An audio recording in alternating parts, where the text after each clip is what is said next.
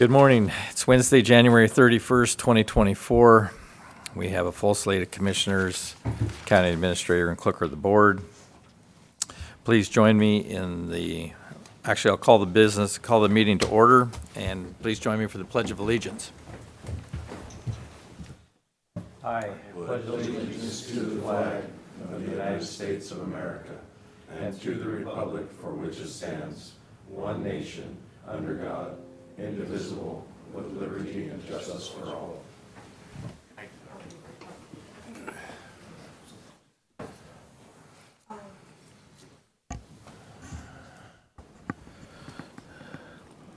Mr. Chairman, go ahead. I take it everybody's looked over the agenda. I'd move to approve the agenda for today. Do I have a second? All right, have a motion and a second. Approval of the consent agenda. Moving on to the State Auditor's Exit Conference 2022 Accountability Audit presentation by, I'm assuming, Tim Anderson. Is this your presentation? And Jose Garcia also. I'm sorry. All right. I'm listening because I entered it. Jenny Waltman and Jose Garcia for the presentation of the State Auditor's Office Exit Conference. Welcome today.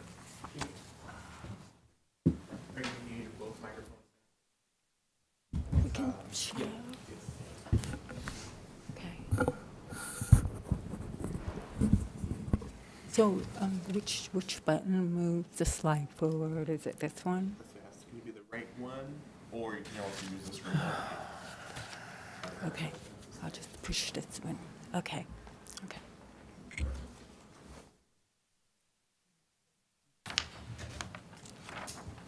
Morning. Good morning. Can you hear me okay? Not too loud? I can hear you fine. All Thank you. right. Good morning. Well, thank you all for having us today. I'm Jenny Waltman. I'm the audit manager for Toon Tri-City. And with me today is Jose Garcia. He was the audit lead on the audit. He's also a supervisor on our team.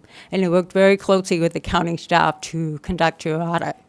And we're here today to talk about the results of your accountability audit. Before we get into that, we wanted to talk a little bit about why audits are important and why they matter. The first thing is they help increase trust in our local and state government, and they cover areas that are important to you and the citizen. The second thing is our office is an independent organization, and we conduct over 2,500 local and state audits each year. And our audits can be relied upon to provide transparent results.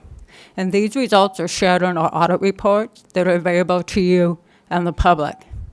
And the last thing is, sometimes throughout our audit, we identify areas that might help you improve operation or make things more efficient. And we share these in the form of a recommendation. So it's our goal today to talk about the results of your audit and answer any questions that you might have. So I'm going to hand it over to Jose, and he will start off and talk about your fiscal year 22 accountability audit.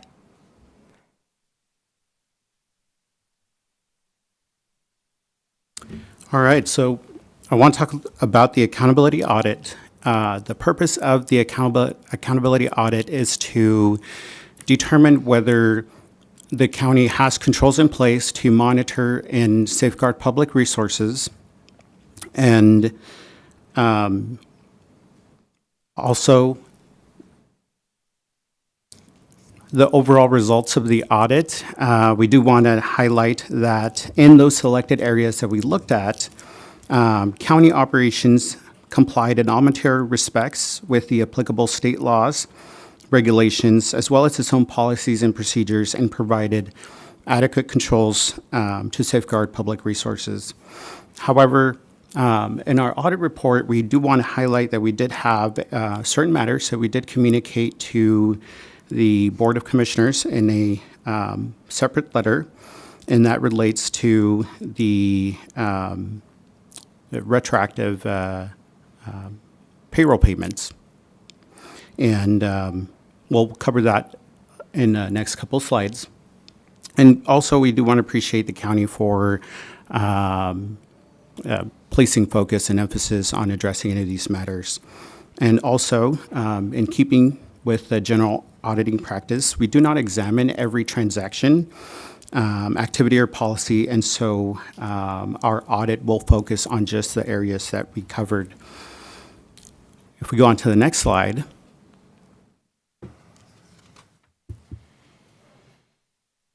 I do want to say we do use a risk-based approach, and what that means is our audit cannot cover every operation, every area, and as well as every transaction that the county has. What we do is we take a look at how the county has operated.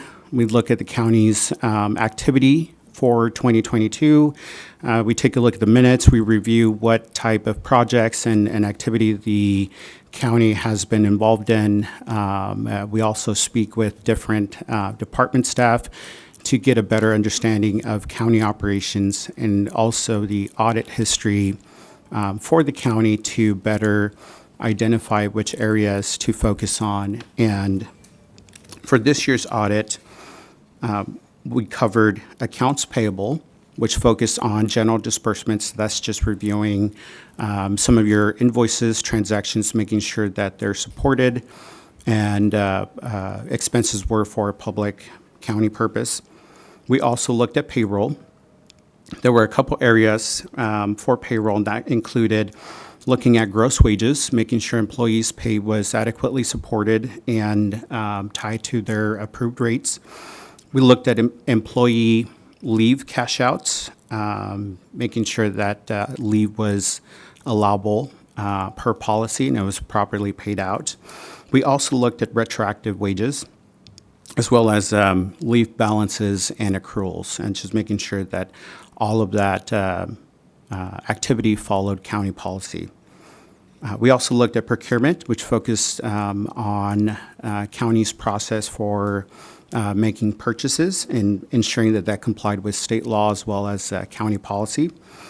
In the Sheriff's Department, we looked at the property room and making sure that the activity that's there was properly tracked and that controls were in place.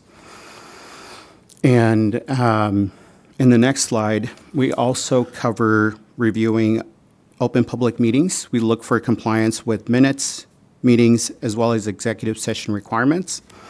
And lastly, we'll look at financial condition, which focuses on reviewing for indications of financial distress. And we're happy to report that we did not have any exit recommendations in our audit. So to cover a little bit more about the management letter, a copy of that letter is included with your exit packet, and it relates to a retroactive payroll disbursements that were made to non-bargaining employees. Approximately about $37,000 was retroactively paid out. It was approved in 2023, and those payments do not appear to be allowable under state law, and so we recommend that the county review the activity and see if there's any requirement to repay that back, as well as ensure that any retroactive payments or any cost of living adjustments in the future comply with state law.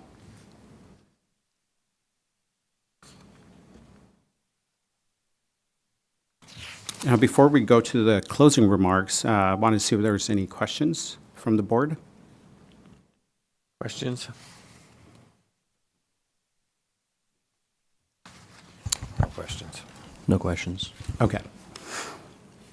So a couple of closing remarks. The audit cost in our engagement letter estimate will align with the actual cost of the audit. And we are planning to perform the next financial statement audit as well as a federal compliance audit this year for fiscal year 2023. We'll also have an accountability audit as well for fiscal year 2023. And the estimated cost of that audit is also included in the exit packet. And we anticipate the timeline for that to be the summer of 2024.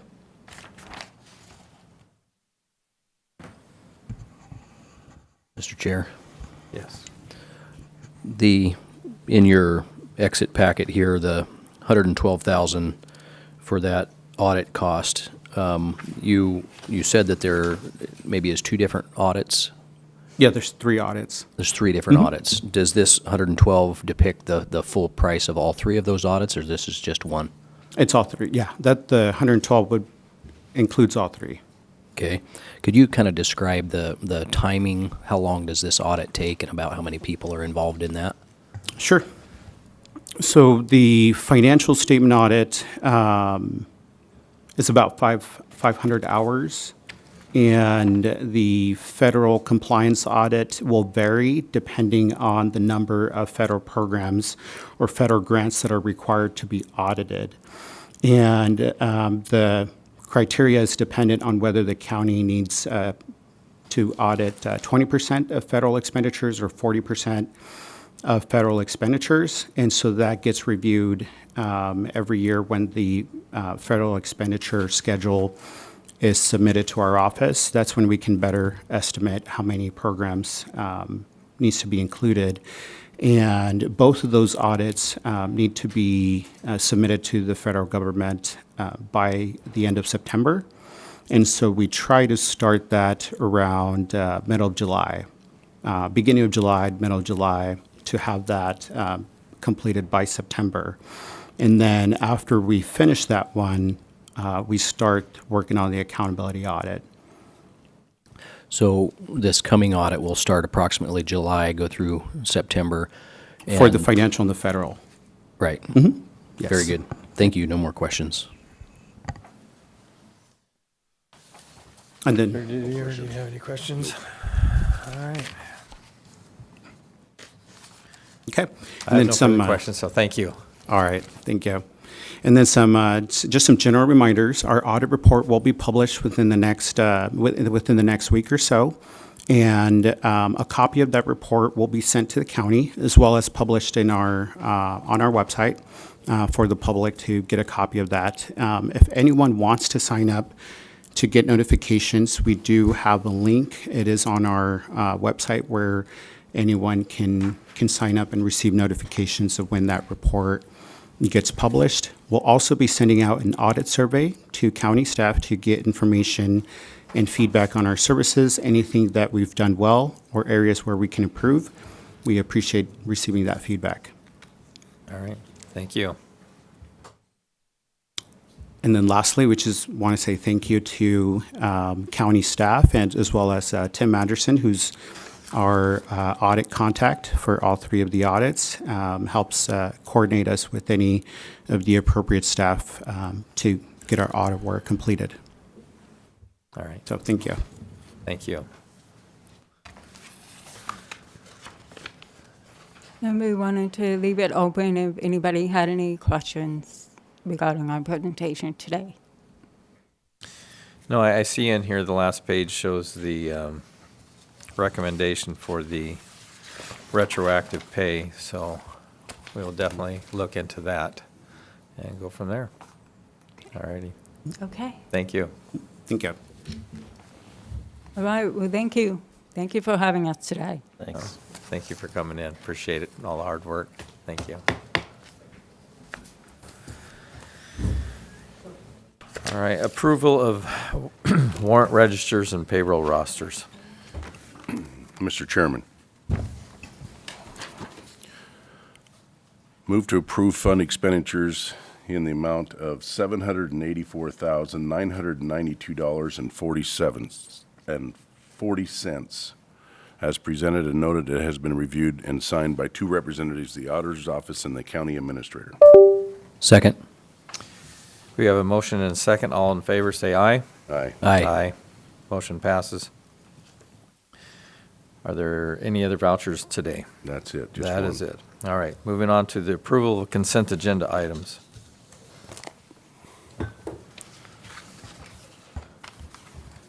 Mr. Mr. Chairman, I move to approve consent agenda items number 1 through 10 as presented. I second. Motion and a second. All in favor, say aye. Aye. Motion passes. On to public comment. Do we have anyone in the room today for public comment?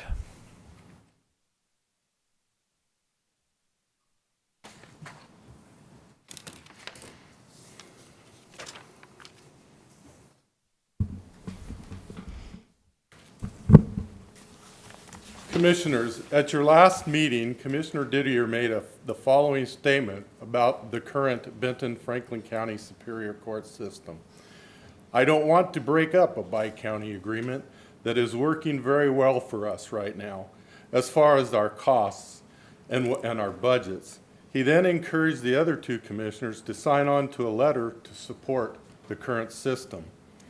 I'd like to remind you that just last month, all 3 commissioners approved a resolution which established a committee to conduct an objective assessment on whether it is in the best interest of the citizens of Franklin County to form a separate Franklin County Superior Court system or continue with our current agreement. Just so all commissioners and the public have accurate information, Commissioner Didier voted in favor of this resolution last month. The committee has not provided any updates to the commissioners to date, so one must ask what has changed between December 6th and now.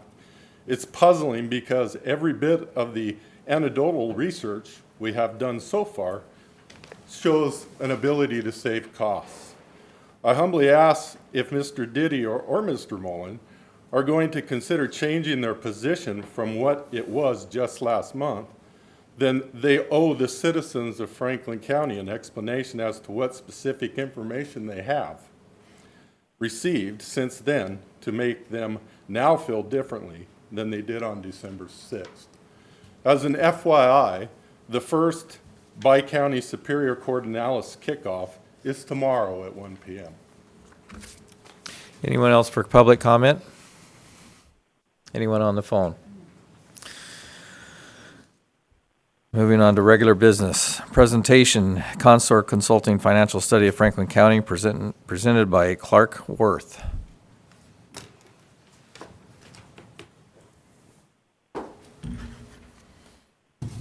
Welcome.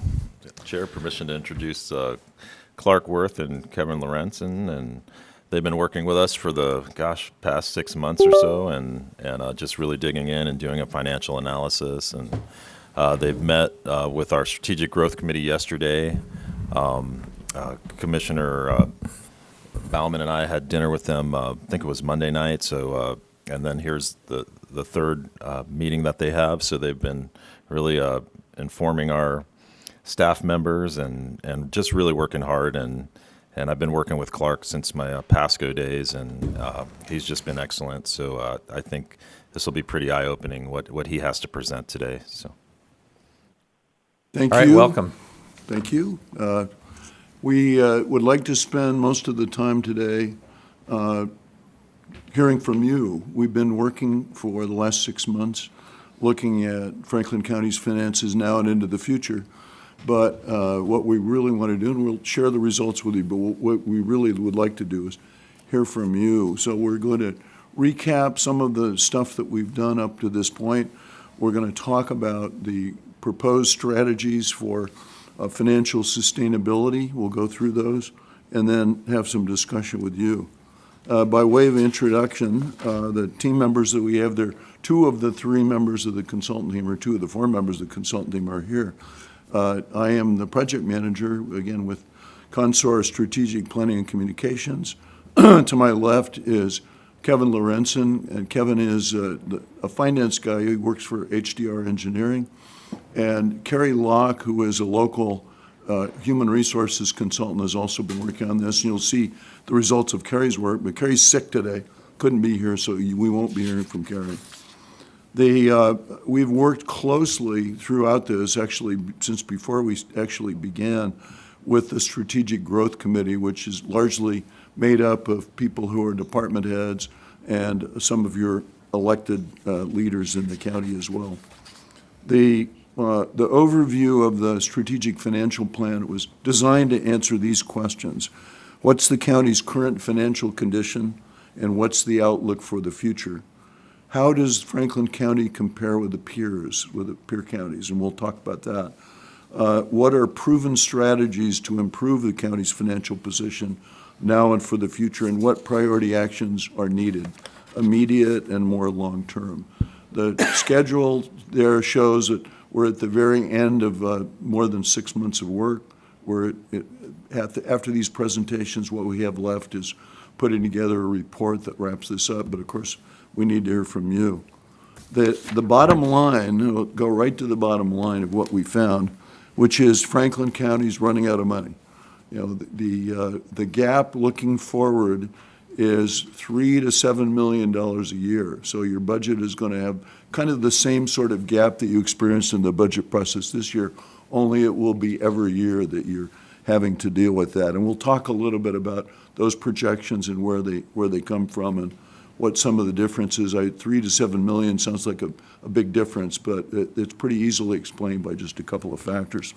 Why is it that the finances for Franklin County are in that condition? To start with, Franklin County has been the fastest growing county in Washington now for more than 20 years. More than 2% growth every year, 2,500 people arriving every year to add to the county's population. And most of that is in the urban areas. And we'll see some numbers on that. In that face of that growth, revenues just have not been keeping up with the demand for services. It's really that simple. It's not a matter of poor management. In fact, the county management on the financial end has been very good, or the situation would be worse. So it's been a struggle in the past, but things have been worked out. It's also not a matter of overstaffing. That we look in comparison with peer counties, Franklin County's staffing is below the level of peer counties when measured on a per capita basis, actually well below, and has not been growing. It's been flat. Staffing has been flat. The solution, we believe, will require a number of strategies for financial sustainability, and we'll go through what's being proposed. And it will also, of course, require leadership on your part. So with that, let's go through some of the results of what we have done here. The things that we did earlier and have reported on with our committee, the first thing we started off with a survey of the committee asking how they saw the situation, what they thought some possible solutions were. And the committee, remember, are mainly your department heads. We also did interviews with county leadership, including some of those people and others who weren't part of the committee, including 2 of the 3 of you. Obviously, you have a new member who wasn't interviewed at that time. We took a look at the economy for the future. One of the things that can have a great impact on the county's finances is the economy. So we looked at that as well, and we'll talk about that. We compared wages for certain at-risk positions with other similar positions in the peer counties, and we have the results of that as well. And that was, you remember all of the interest in having a salary study, and this wasn't a salary study, but we did do in-depth look at some of the positions that the county was experiencing high turnover or having difficulty recruiting replacements there. We looked at the county's financial policies and procedures in place, and then did a revenue and expense forecast looking out number of years ahead. Actually, it looks backward and forward. From the committee survey and the leadership interviews, what we heard are, things have been okay. Things are okay for now, but there was a lot of anxiety about the future, and I think we found out from our forecast that that anxiety was well placed. The revenues just haven't been keeping up with population growth, and a lot of questions about why that is. And the simple answer is the revenues just aren't matched with population growth. They're decoupled. The county has most of its revenues limited in some way by state law. So it doesn't matter if the population grows or not, these revenue sources, mostly sales tax, property tax, just can't keep up with that kind of population growth. We found that salaries aren't competitive just for certain positions leading to costly turnover, and that was the anxiety about it. And what we found is that, when we'll go through the numbers here, that concern was well-founded for a few positions, but not general across the county staffing. Other problems that were mentioned in the survey and interviews included unfunded mandates and a lack of financial policies, both of which we looked at. The group told us, again, in the leadership interviews and the survey of the committee, that we should be open to any option, leave no stone unturned. We're open to considering anything, and that included the potential sale of county property.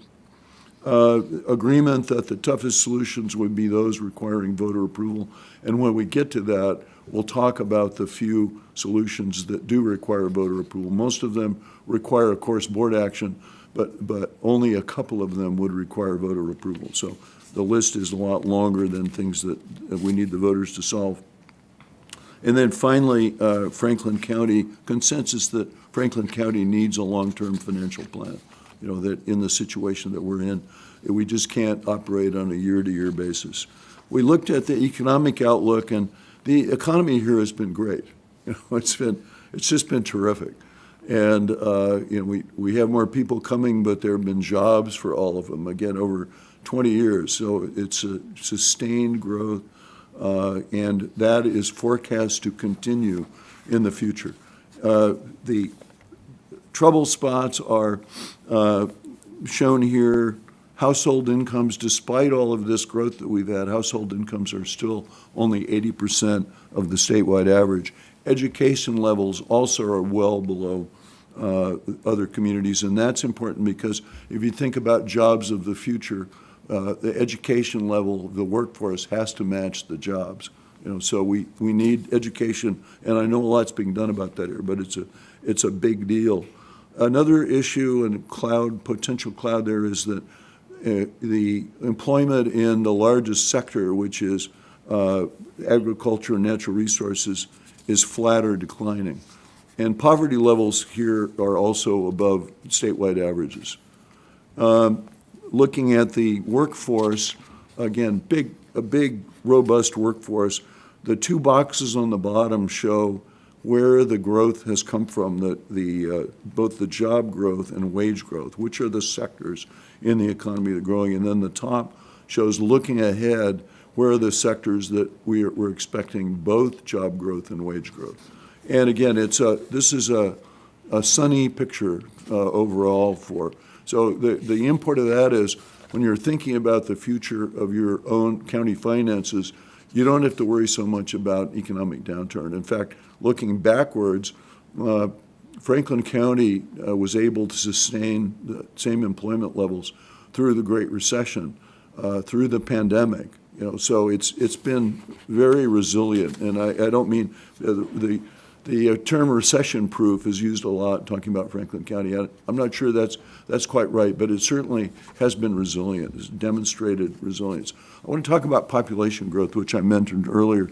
This shows population of Franklin County and Pasco, and then the population outside Pasco.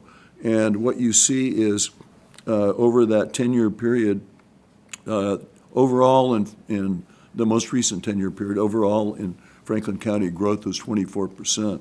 But that growth is very uneven. The growth in Pasco during that time has been almost 3% a year, 29%, while in the balance of the county, the growth has only been 7%. And the import of that is, if thinking of county services looking forward, this was 20 years ago still a rural center. And what it's becoming is increasingly an urban center. The population is urban-centered, and thinking of county services, the demands on county services then are very different in an urban setting than they were in that traditional rural agricultural center setting.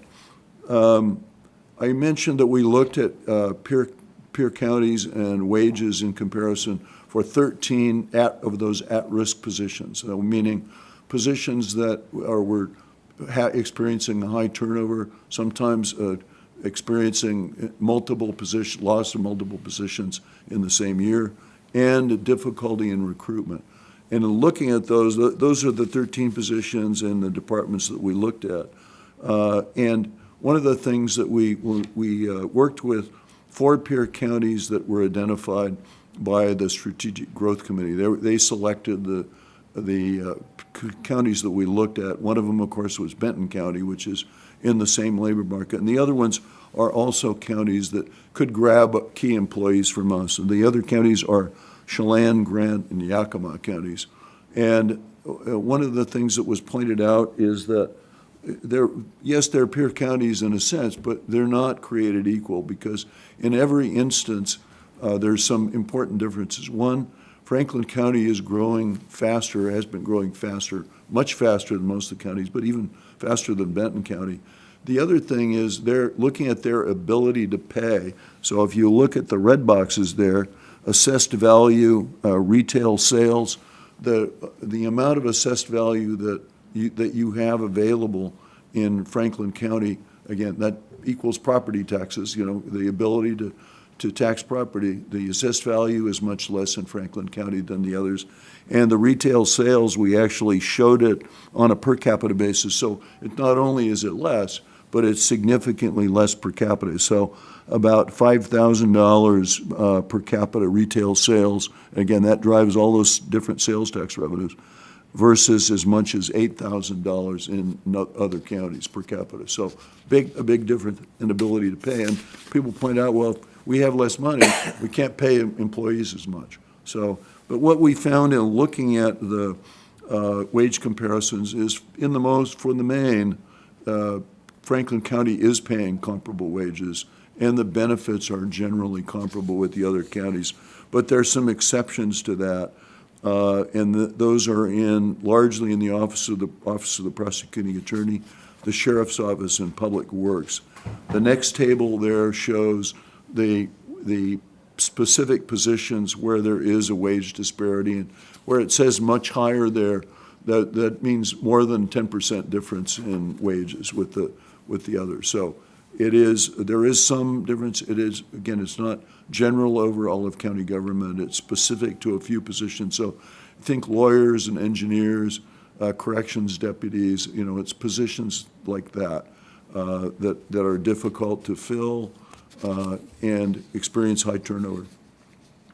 We also looked at financial policies. This is a list of the types of financial policies, the categories of financial policies, from best practices from Government Finance Officers Association, GFOA, which is the professional source for this stuff. They list 15 categories of policies that municipalities should have. Cities and counties should have these policies. There are a lot of benefits of having financial policies, in terms of good financial management. One of the important benefits is being able to manage risks. Bad things happen. If we have good financial policies in place, we can work our way through those, around those. Another one is, if you ever want to borrow money, one of the first things the rating agencies do is look at your financial policies and look at whether you're following, the extent to which you're following them. And in a nutshell, if you don't have financial policies or you're not following them, you're going to pay more to borrow money. You're going to pay much, much higher interest rates than you would be if you have good financial policies. We looked at compared Franklin County's financial policies with the peer counties. Again, the same 4 counties that we talked about earlier. And what we see on the chart there is the other counties have from 5 to 9 of those 15 categories of financial policies covered. In Franklin County, we have 2 of those 15 categories.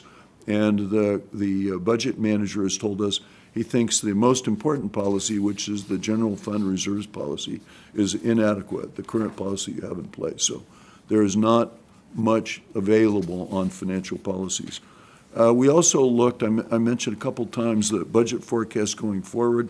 I'm going to have Kevin Lorenzen talk about this, and we can talk about this and also talk about the budget forecast that was done for the most recent 2024 budget that was done by county staff, and the differences between those 2 forecasts and what the significance of that is. So, Thanks, Clark. So we conducted this forecast. We looked at individual line items for expenses and revenue, and we did this kind of on an independent basis. We didn't talk that much with the county staff, but, you know, we used all the data that they provided. We kind of wanted to do it on an independent basis, so we weren't, too colored by what they may have seen, so it was more independent. If you look at the lines, you can kind of see the dotted line is the expenses, whereas the solid line is the revenue. And then there's a vertical line that shows, you know, the historic versus the forecasted pieces. And what we're seeing is that the expenditures are definitely kind of on the upper line, that upper dotted line, are growing at a quicker rate, or had been also growing at a quicker rate than the revenue. And the one thing to take note of this chart is there's a couple bumps in the historical part of the graph, and those are related to some grants that the county received in the past, like particularly like the ARPA stuff and other like pandemic type related grants. There was like $18 million worth of grants in those few years. So that's why you kind of see a little bit of a bump there. But as we move forward, I smoothed things out. So I actually took the level of the grants down to pre-pandemic levels, which was, you know, more in the range of $3 million a year. You might show that next slide, which has that on the. Yeah. So, you know, as you saw in the previous slide, there was that $7 million gap that we noted. But if you assume what your budget office is looking at for grants in '23, it's about $3 million more than what I assumed, you know, because, you know, I was looking at it independently. And so that's why there is a little bit of a difference between what you guys had shown in your budget analysis versus what I have. So if I had assumed that $3 million more in grants, we would have been pretty much right on. So that just kind of backs up, you know, it confirms to me that we are looking in the right spots.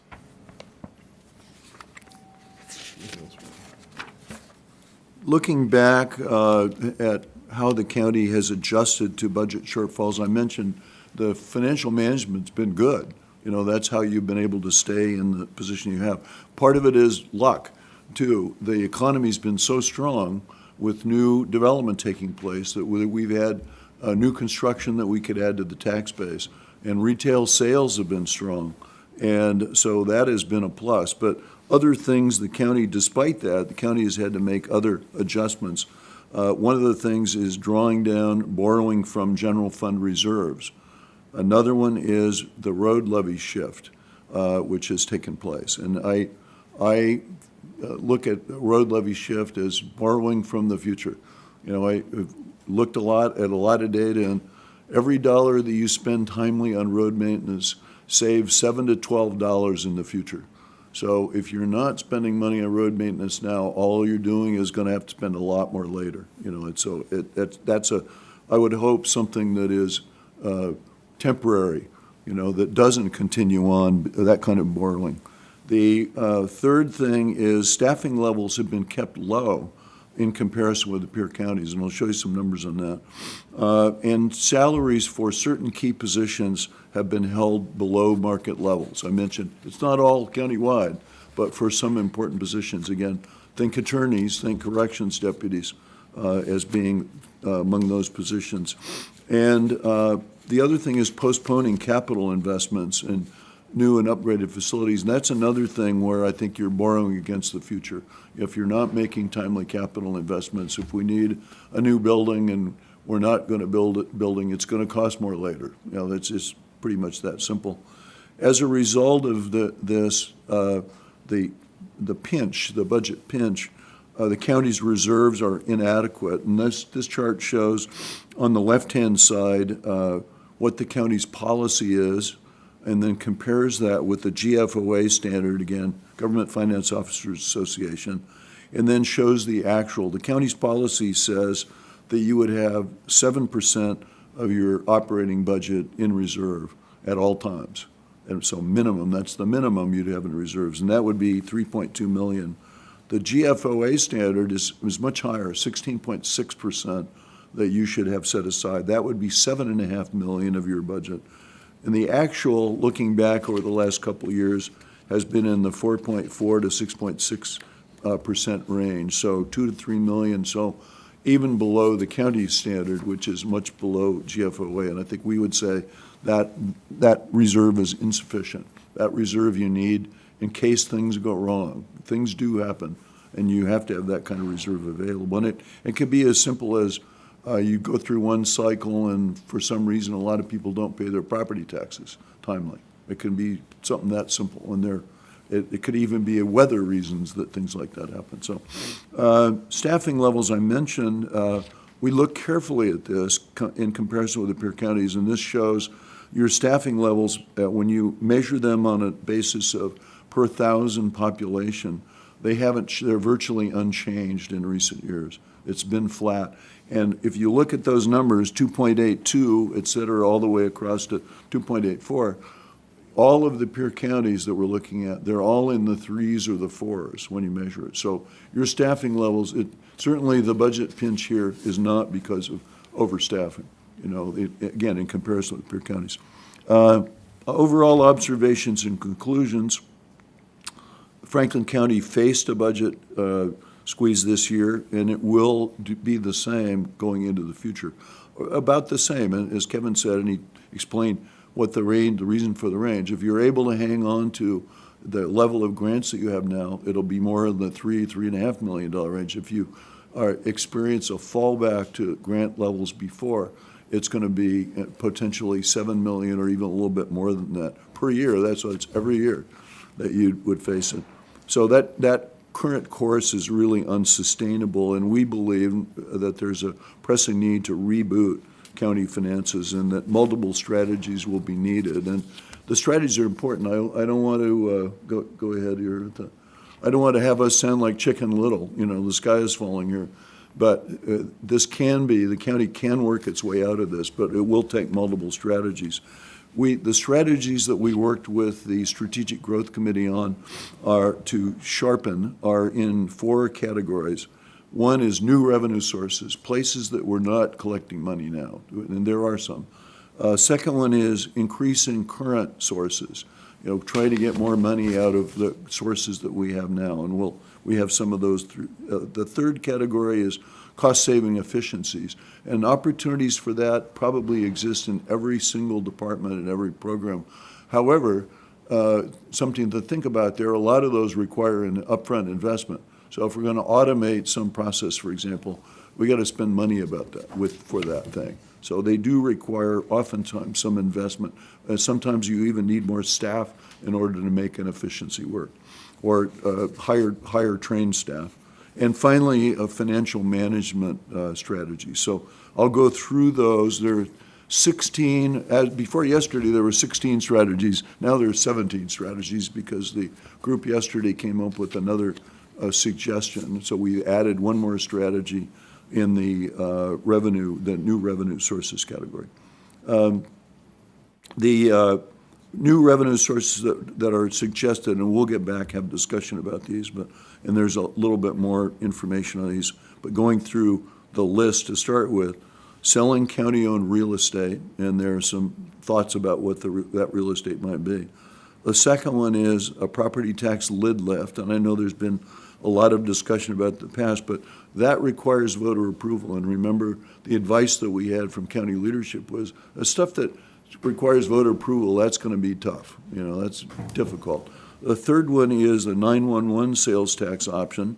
That also requires voter approval, and that produces actually a significant amount of money. It's $5.4 million a year, but that has to be earmarked for 911 emergency services related expenses. So it not necessarily help to balance your general fund budget, but to the extent that you are having to pay for some of the costs of that out of general fund budget, or to the extent that that 911 system isn't adequate now, then that could be a significant source of funds. But it requires voter approval. However, looking statewide, every county that has enacted that voter approval has been obtained. So there's a record of, I think, I was not able to find any county where this 911 sales tax option didn't pass. Appears that they all passed. The next one up is lobbying for the state to cover unfunded mandates and then hiring a coordinator for state and federal grants. And Kevin showed you the importance when we had the old days, pre-pandemic, we were getting $3 or $3.5 million a year in grants, went up to be almost $11 million a year. Now it's back at $6.5 million a year, but that difference between $3 million and $6.5 million is really important. And so there is money to be gained there, and so we're really recommending a strong government affairs program and as well as a program to coordinate grants, to get grants and administer grants.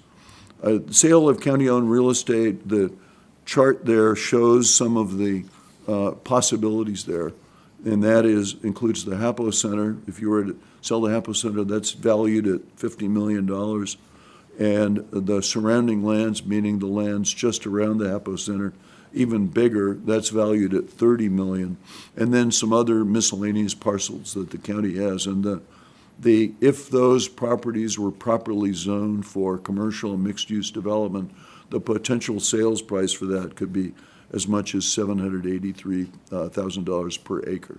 So there is a lot of money there potentially. And we talked about the use of that sale money. One thing about one-time money, as we call it, you don't want to use one-time money to fund ongoing programs, because when that one-time money runs out, then you got to find creates a hole in your budget. So, but an important potential use for sale property, funds that would come from sale property or proceeds, would be helping build that reserve that we talked about, which is inadequate. Another possibility might be paying for some of your capital needs. So if you need a new administration building, for example, there might be a down payment on a new administration building that could come from property sales.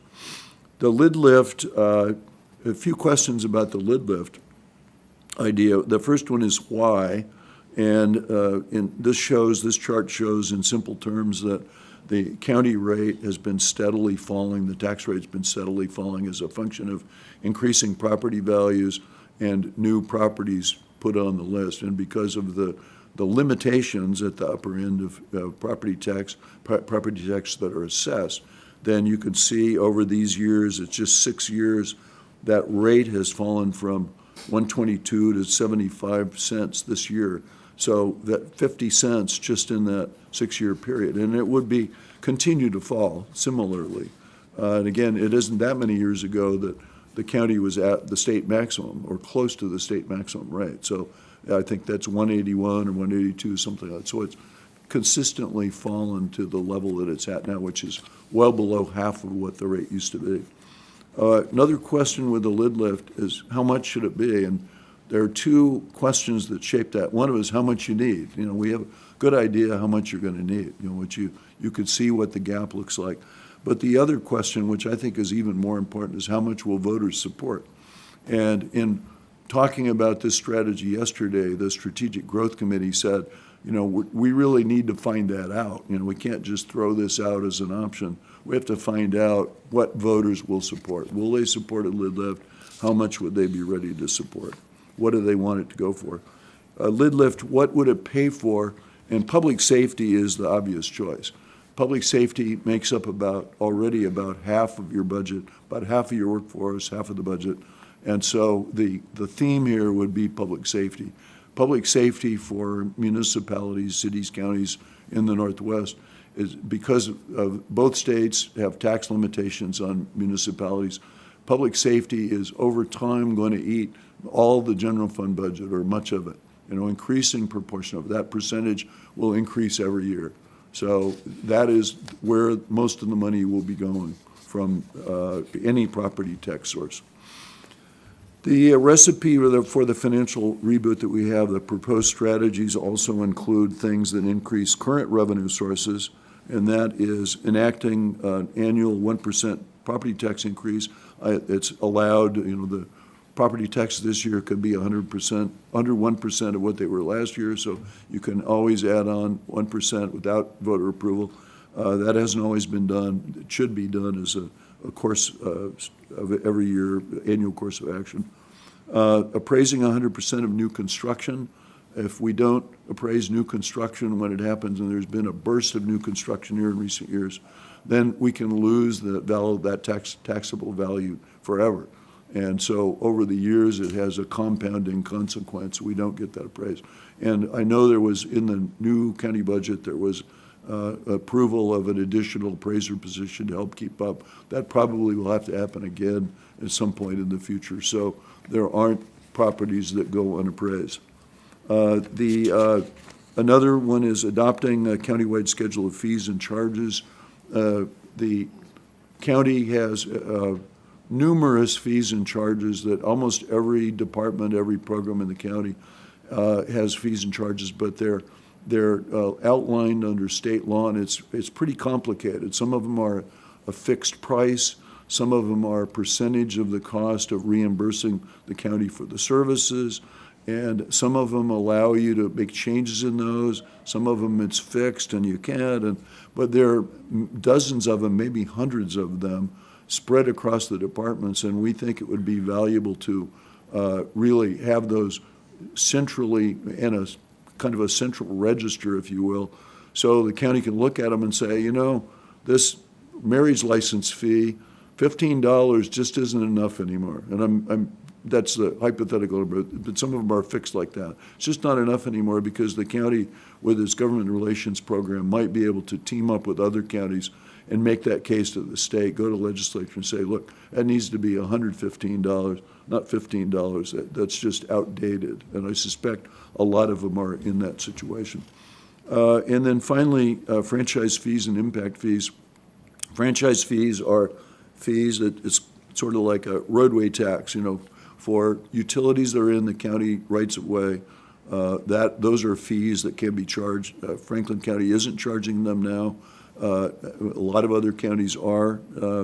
It was asked yesterday about the question, but give us examples of other counties. I don't have the list yet, but other counties are doing that. At the forefront of that is King County, of course, a different setting. But again, it's a revenue source that's available, and leave that no stone unturned admonition from the Strategic Growth Committee. We wanted to do that. And then impact fees. Fast-growing county, you're allowed to charge impact fees for new development where you're providing services, transportation, roadway, for example, that serves new development. So roadway improvements can be offset. The cost of those can be offset by new development.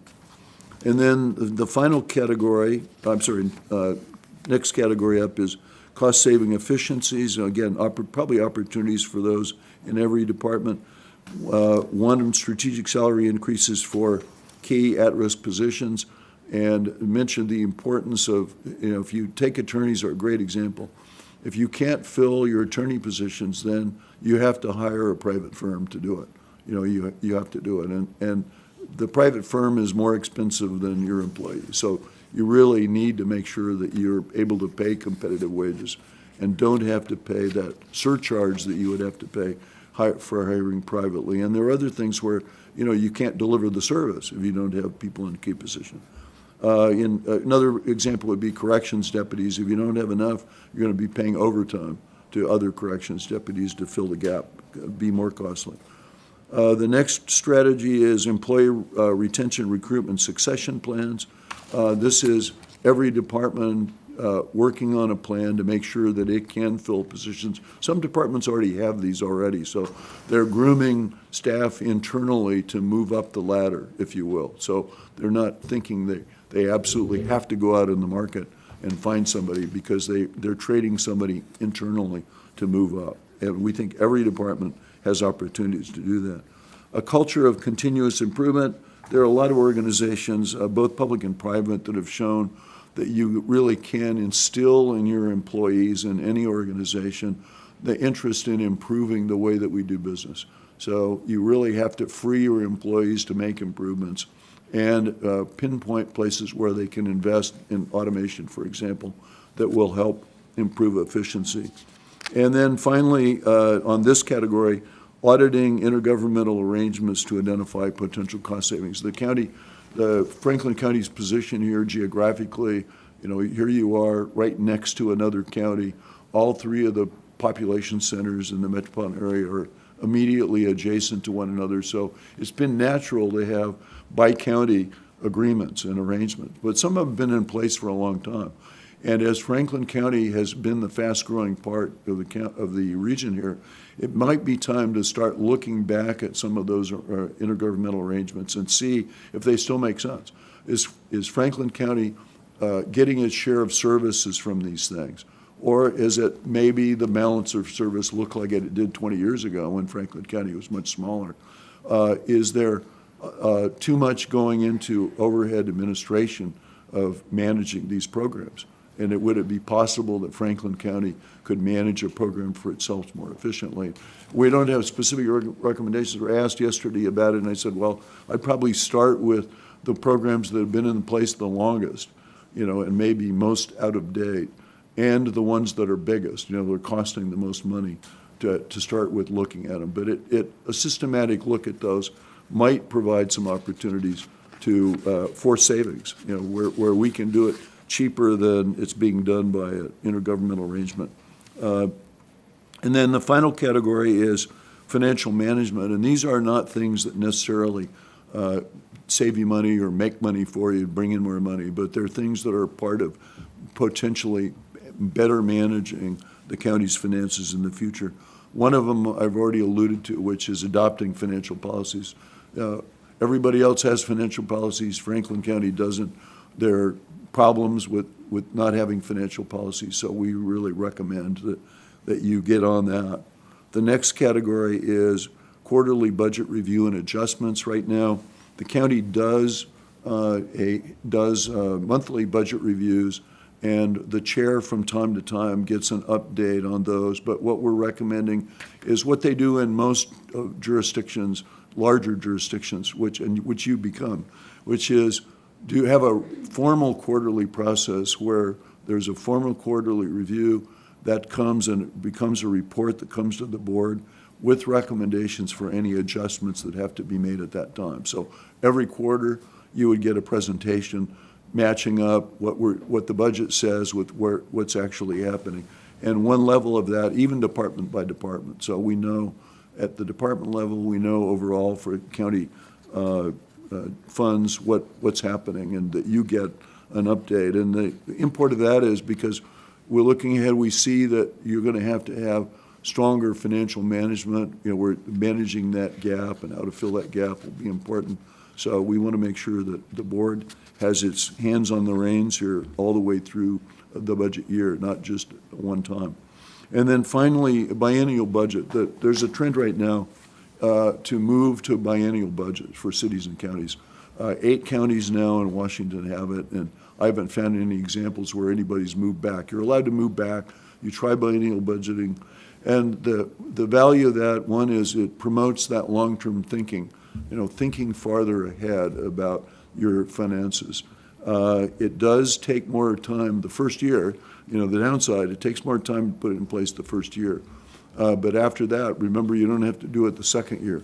It also does inevitably lead to more adjustments because it's a little harder to imagine what might be happening in year 2, and plan carefully for what happens in year 2. But a lot of things that we do from year to year just don't change that much in county government. So we did it last year, this year, next year doesn't look so much different. So most of the big cities now in the Northwest have biennial budgets, and counties are beginning to move to them as well. So that is the quick run through. I skipped over one strategy which came up yesterday, which is there is a sales tax option that the county isn't using yet for public facilities. And it's restricted to certain kinds of use, but we probably will add that option. It's yet another sales tax option that the county isn't currently availing itself of. And then we also noticed that, trying to think broadly here and think out of the boxes, we noticed that Super Bowl tickets this year are selling for $10,000 a piece. And so we thought we would only need 1,000 Super Bowl tickets to raise $10 million for the county, if we just get our hands on them. And I said, I'm not even sure, I think you could sell them, I'm even sure they'd have to be real. You probably could sell them anyway, but that law enforcement people might frown on that, but just a thought. So with that, open it up to you, and I think the important part here is which strategies are the ones that are really work for you, and which ones do you have issues with or questions about?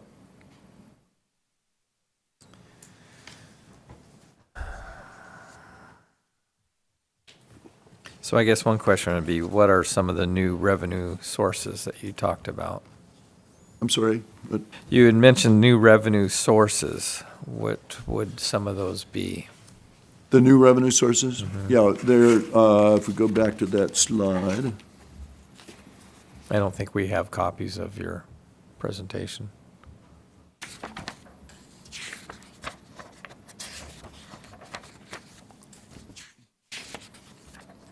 Yeah, the ones that we had on the list here, reviewing them, there are actually 6. We talked about 5 of them. One of them selling county-owned real estate.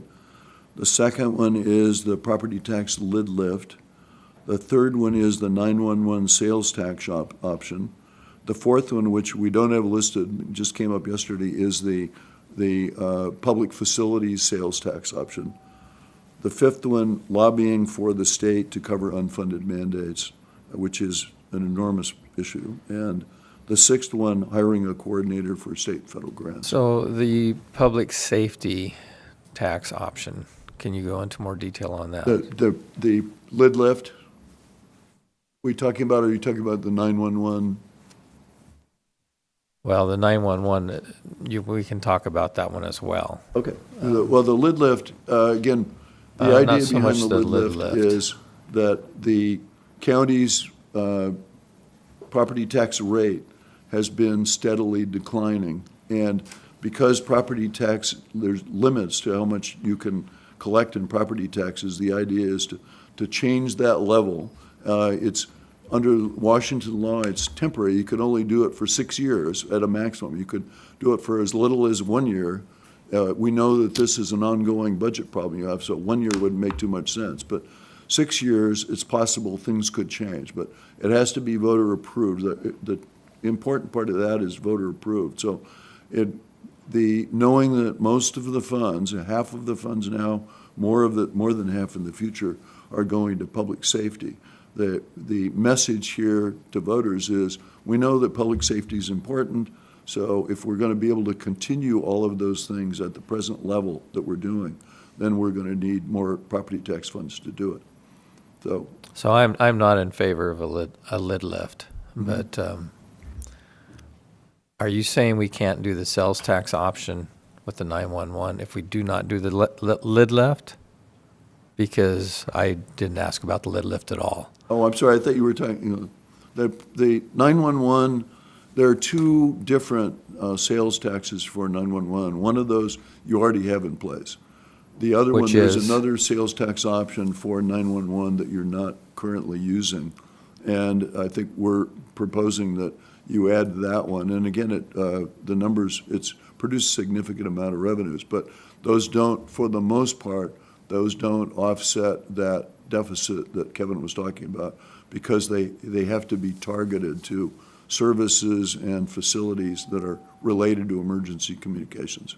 But that would save other dollars from other parts of the budget that's funding it now. Is that correct? Well, it'd potentially save some. I think the other thing is there are probably some services out there. I was made aware recently of issues that you have with Palouse Falls being declared the state waterfall, and big, high volume of visitor traffic out there, and no way to provide emergency services or to fund providing emergency services for that. And there may be instances like that where there's services that you would otherwise have to cover out of your general fund that could be paid for out of those 911 funds. Okay. Chair, permission to ask a question to Yes. Clark. Clark, as far as revenue generation with the Strategic Growth Committee, it was brought up that we're not necessarily leveraging utility right-of-ways and things of that nature as also a revenue source. I mean, in particular, it's a large pipe that went to Dairygold that was all on county ground, which, we essentially just gave away that right away. Can you talk about some of those opportunities in terms of revenue generation and, how robust those might be? Because that's another source. Well, again, you're allowed to cover, assess franchise fees for any utilities, either public or private utilities. So if the city, for example, had a water line that's running down a county road, you could charge them a franchise fee. But a lot of it would be private utilities. The cable television is treated separately under federal law, and there are some other differences. But for the most part, gas lines, power lines can be above ground, below ground, water, sewer lines that are in your right-of-way, you can charge a fee for. Thanks. Only one more question I wanted to ask Chair about, just to give some context on the grants. So during COVID, could you give the public some perspective? We had grants at unprecedented levels. So I don't want the public to think the expectation is that we will continue to get this level of grant funding, because I believe we got 18 million here as part of, multiple cycles. There was ARPA funding, then previous funding. I just don't think we could beat the bushes and find that much. Do you know how much? Grants are always a crapshoot, but do you know how much is potentially out there in comparison to pandemic levels? Yeah, I think the impression that we have is that there are more grant funds out there than pre-pandemic. I mean, you're making a good point, which is during the pandemic, we got all of these unrestricted funds. Right. You said it's 18 million the county got, with very few restrictions. Most grant funds are restricted in one form or another, but the trend seems to be more to allow more flexibility in how grant funds are spent and not be too prescriptive, but have a general purpose in mind for them, make them available on a formula basis, for example, to counties. But you got to go get them in a lot of places. In most cases, you can't sit back and wait for the check to arrive. You have to do something to go get it, and that's the purpose of having both a government relations program and an office to manage, administer those grants. A lot of the joint arrangements, the intergovernmental arrangements that are related to grant funding. And so if the county were taking over administration for some of those, you have to have a way and a place to administer that, and people do administer the grants as well. But the grants are important. We just the level that you're at now, post-pandemic, is not quite, but almost double the level that it was pre-pandemic. So if you can sustain that, it's really going to help in your keep balancing the budget in future years.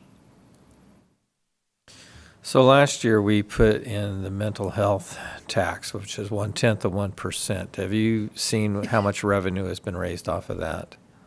Yeah, we didn't look at the mental health taxes. It was already in place, and we did look at most of the sales tax options, and the county is thinking there must be some options here the county either isn't taking or isn't taking at the maximum level. And going through that, there are very few. The county, for the most part, is availing itself of all of the options that are allowed under law for the sales tax and at the maximum level. So that's another instance of that same thing with a sales tax or a tax that's being used by the county and already. Well, we implemented that tax because there was a definite need for it. But my question is the public aware of what we spend on a Ben Franklin Transit and the reduction of 0.1%, which should equal the same amount as what we had for the recovery center tax, mental health tax? I'm not sure if the public is aware of the amount of money that goes into the transit system, which parts of the transit system are very beneficial, but we also have a lot of empty buses. The money that's spent on a Ben Franklin Transit, their budget is basically as big as ours. And I don't know if the public's aware that they're spending just as much money to run empty buses as they are running their county government. It would be my inclination that we look at taking the 1/10 of 1%, put it on up to the voters to see if they can do that reduction. Well, that might be a potential future issue for your government relations program to take on. Okay. I guess my point is it's a fairly large sum amount of money Right. we've raised in 1 year. And the initial intention was to do that for the mental health and have it, voted on against the transit. But it never transpired. But just want to make the public aware of how much money is raised by that 1/10 of 1%. So, And Chair, permission to speak real quick Yes. on that, because the last time I checked with Tim Anderson, I think we've got close to $6 million in that fund. We haven't spent a lot of it. Our intent is to put a sobering center in Pasco. That's one of the uses that we want to do. And I have talked to the general manager of Ben Franklin Transit about, because there is a way that the board could actually vote on taking some of their taxing authority and pushing it to public safety.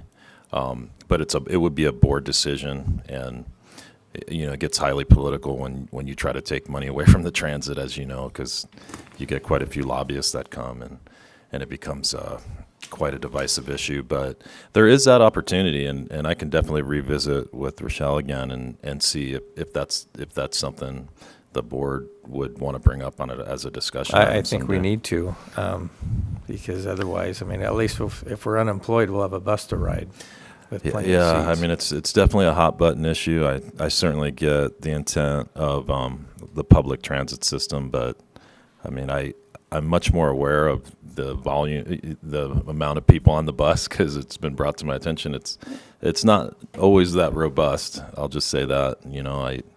But it definitely has to be looked at, because any person that runs a business, and I think we have 3 private business owners up on this commission, doesn't make sense financially to have empty buses running around town when we have such a need for public safety. So it just seems like common sense to at least visit it and see how the public views it, especially when we're in such a financial crunch. I think what Consor has done is, it says, wow, we're in a financial crisis, and I think we're in this strange position where we don't want to tax the public anymore, more than they have.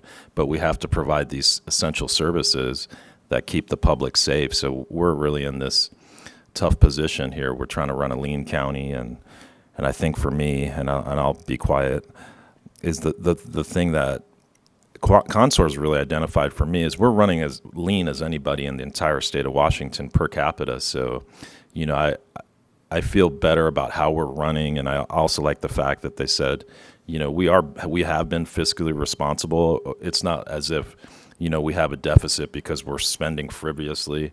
This board has been running really lean, and that's been the message. So, we're at the point where we have to shake all the trees for public safety. That's what we do for county roads too.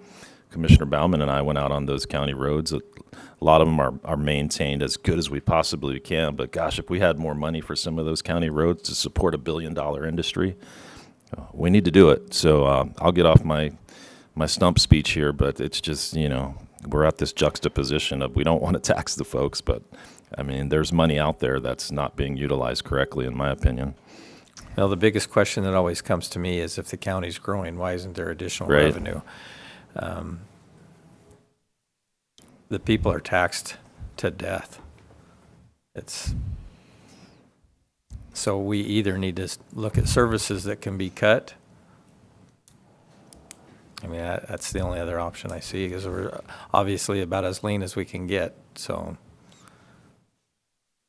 that's my thoughts. Any other questions? Chairman, did you- Mr. Chairman. Yeah, so you mentioned that both on the levy lid lift and the 9/11 to use public safety as the key component. I don't think we want to throw both of those with that same talk, and I'm not for a levy lid lift either, but 9/11, yeah, I think we could probably put that to the voters for a vote, because, seeing that the sheriff's department and I argue the fact that it's more than 50%. It's actually 60-some-odd% of our budget that goes to public safety, as it should. Our roads are failing. We have a billion-dollar farming community out there that are struggling because all our input costs are up and our commodity prices are falling. And so it's going to be tough to get either one passed. And a levy lid lift, I think it's dead on arrival because I've talked to people. Nobody's for it. Of course, I'm talking to people out there, and you showed the population of Pasco, which could vote it in. The franchise fee, I think that's something we should be looking at. If they're going down our right of way, you darn right, we should be getting a piece of this action. And as far as could you go back to your list that you had there of things we want to do or should be doing? I see two of them that we've already done. We hired no, not that one. It's slide 29. We hired a coordinator for state and federal grants. He's sitting right there to your left. We've got that, and we're lobbying the state for uncovered fund mandates, which we've been working on that. We've been working on those two things. The sales tax is something, the 9/11, and that's a sales tax. And what's best about that is everybody's got piece in the game. When you hit the property tax owners, not everybody has a piece in the game. And our rates are going down, but the assessment is went sky high. And when I came into the blocks out here, out of the NFL, I bought ground for as much as $3,500 an acre and as low as $1,300 an acre because it was a farm with a lot of rock and I had to bury it, and I did a lot of work to do that. But when we got the teachers union and the pension plans coming in here and buying this ground for $20,000 an acre, it's unjust to the people that have worked it and created it to be paying that high of a property value when we can't afford to farm for that value. You can't find too many people that can buy that ground and make it work farming right now. So I think that's going to be a tough one, and it's going to divide the county. As far as the HAPO Center, we are working diligently with Harris White Leisure, and I think there's an opportunity there for revenue to come in. The previous commissioners I served with, they didn't think that we should be in the thought process of making money off that HAPO Center. I disagreed.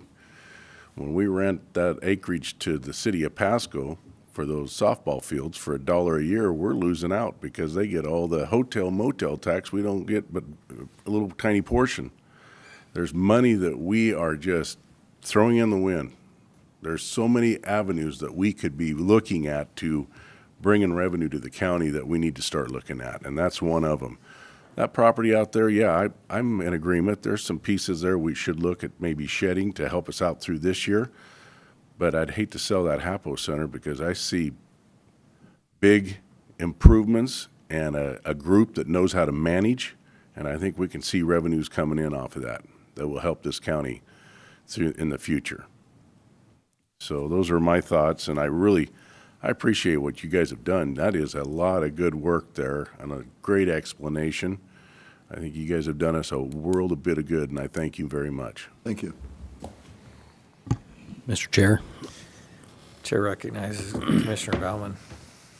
Thank you guys for your presentation. This is my third opportunity to see this presentation, and I've had an opportunity to do some studying on it, and like Commissioner Didier said, you have certainly put a lot of time and effort into this, so thank you for that.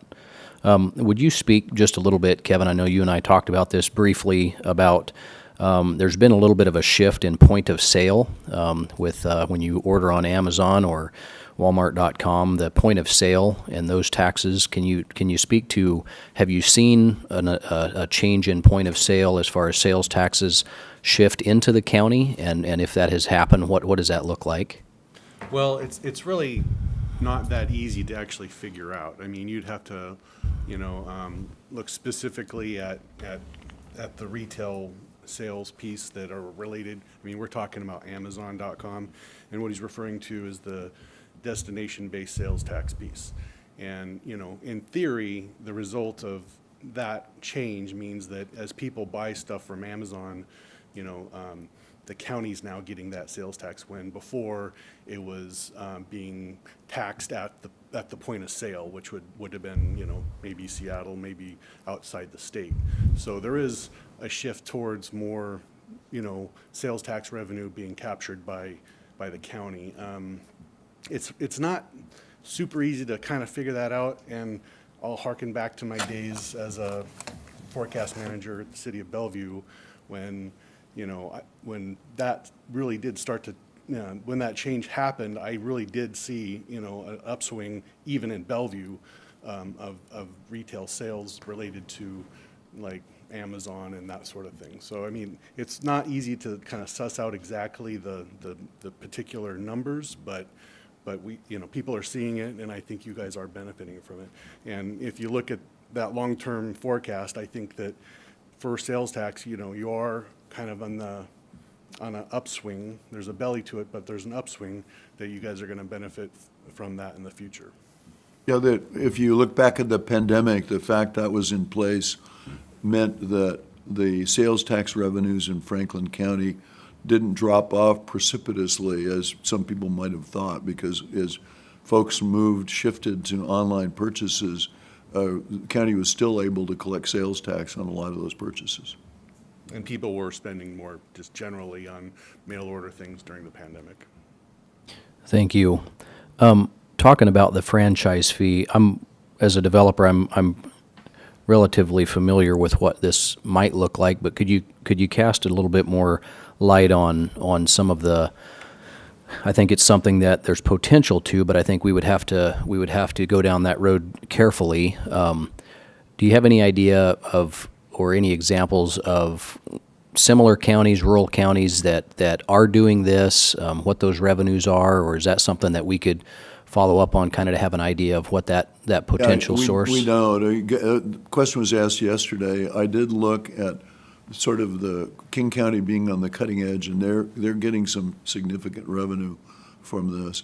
I think most of the counties, the original idea in the state of Washington, Oregon is different, but state of Washington, the original idea was a fee to recoup administrative costs related to the utilities.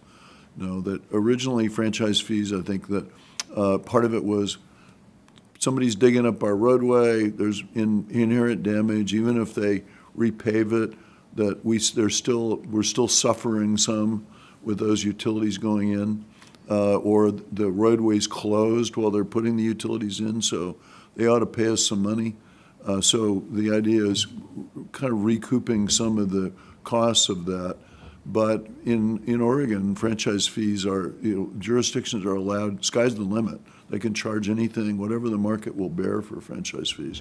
And I think the state of Washington appears to be headed a little more in that direction. I was looking at some of the ones King County's collecting, are really significant. But I have not looked at, we haven't looked at the rural counties and see what are the best practices for rural counties in Washington. But I'm sure there are some collecting franchise fees. I'm just not sure the order of magnitude of them yet. Yeah. The reason I said that I think that this is something that we would have to go carefully down this road is if you have a private developer, which I do, that does new development, and the private developer owns that ground, goes through the process of developing, and then turns that right of way over to the county. And I think it would be improper for somebody that owned it, installed it, and then handed the keys to the county, then begin to immediately pay taxes on something that they bore the full burden of through the process. So that's why that I think that there's the discussion, certainly we should have that discussion, but somebody that buys it, builds it, hands to the county, and immediately continues to get charged for something that they bore the full cost of through the process, I think would have to be a conversation that we would have to have carefully. So different question, and I'm not really sure exactly how to ask this question, but as you were going through this, I think something that I heard you describe, that if we were to put together some robust financial policy, you described us having two, and one of them that we are not following currently, if we were to have put together a robust financial policies, that would help us have a more consistent return year after year on forecasting what revenues are going to be and budgets are going to be. Is that kind of fair summary? Yeah, I think they have a lot of benefits. I talked about some of them. You need it if you're going to borrow money ever. So if you're going to debt finance anything, you're going to have to get bond rating, and it's really important at that point. It's important just in terms of managing risks, that you have things come up. How are we going to be able to pay for it if we have some unforeseen event happen to us that affects our finances, and a bunch of other things. But I think they really, for me, one of the things that's most important is continuity of, steering this organization over a longer period of time, the organization's finances, because policymakers, I would say, come and go. There's turnover in policymakers, there's turnover in management, but if you have policies, it really can be like the guiding star for financial management.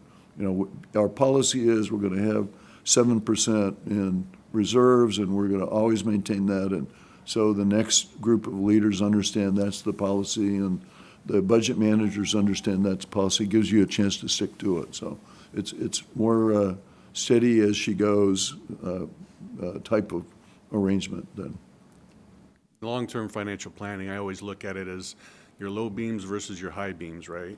So, if you're just doing, this year, your low beams are on, but you put your high beams on, then you can see what's happening a little bit further down the road and be able to prepare for it ahead of time. Thank you, and I'll just make a comment about,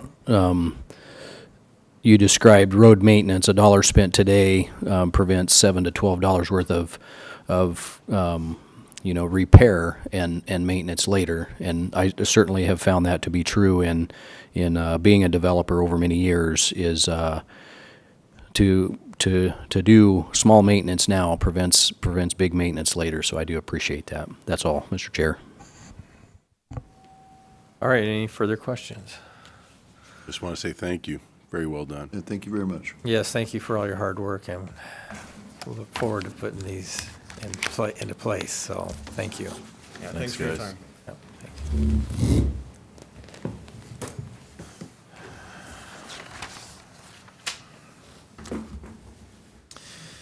Commissioner Administrator updates, Mike Gonzalez. Thank you, Chair. Again, want to thank Consor. Been working with them the past 3 days, and thanks to Clark and Kevin, who have just really been just great throughout the process. I think I've talked to Clark more in the past 6 months than he's wanted to speak with me, but they're just excellent, and I think the next phase is kind of how do we implement this, and really excited to put in place those financial policies as a guide wire, because it's clear that it would be helpful, and then really come up with some other financial strategies as they dig through the weeds of our financial policies and where we can save money and find money. So thanks again, guys, and safe travels. And we're actually scheduled to talk later as a follow-up. So I'll give you guys another report. So thanks a lot. Appreciate it. Also, another thing that is going to come to your guys' front doorstep, I've been meeting with IS about the microwave system upgrades that are necessary for 911 services and CCOM. So this is something it's been ongoing for many years, and it's been a surprise to me as I get into this position. Really just the condition that our infrastructure is in for a 911 service. For instance, in Franklin County, we have towers in place that are literally supported by parts we have to get on eBay. The same goes for Benton County. And so it's been really eye-opening, the condition. So we're working on contracts, and the BCS board is looking at different funding mechanisms. So Michael Namchek is going to give a big presentation for you guys next Wednesday to get you up to speed on everything that's happening with that, because it's pretty complex, but it's really now is the time really start engaging in that process. I've been working closely with HWL on the horse stall auction, so talking about that yesterday with Wes Harris and his group. So that RFP will go out as early as Friday, maybe next week, but I'll let each of you know individually when it does go out. So they're putting together a really good RFP for that, and those horse stalls are worth quite a bit. So we'll definitely notice the public and let all the folks know who are in that space to be on the lookout, and ultimately, hopefully, we get the best bang for our buck with that RFP. Also discussed with them pretty robustly yesterday the use of .09 funds for HAPO Center upgrades like HVAC and arena, and I think what we need to do as a board is you guys need to kind of discuss what we want to do with these funds, because I don't want to assume we want to put in HVAC, because Larry has a lot of great ideas that he's brought forward. So before I move in a certain direction with them, we've been discussing, RFPing the HVAC system, because we have to do it for the CETA provisions, the Clean Energy Transformation Act. Again, the state has sort of I hate to use this metaphor, a gun at our head to do these things. But if you don't do them, they penalize you like $1 a square foot if you don't meet these certain provisions. And you've got to put in heat pumps and all these things. So it's almost like if we don't do it, you're damned if you do, you're damned if you don't.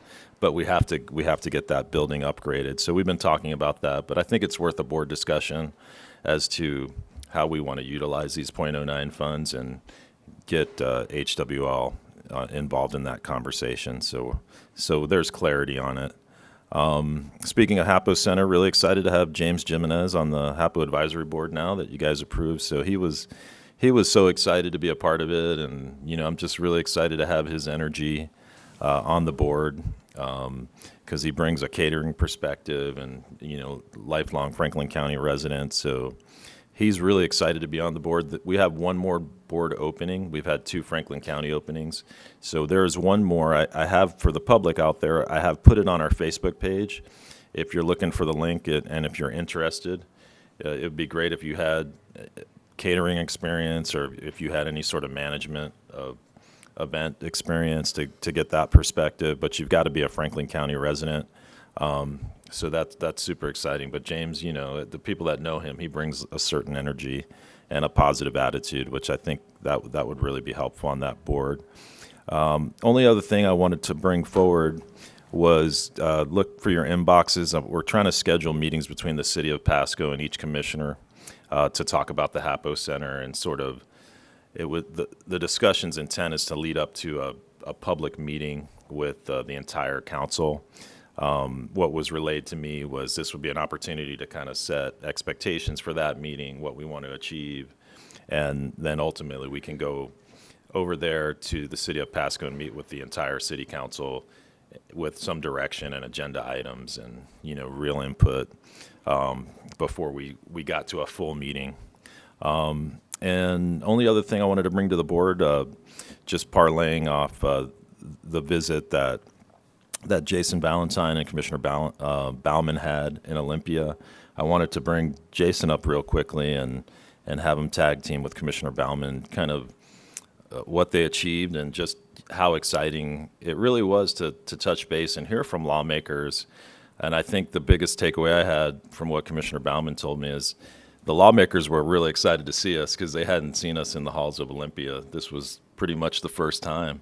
So it was good to hear that. So with that being said, I'll toss it over to Jason.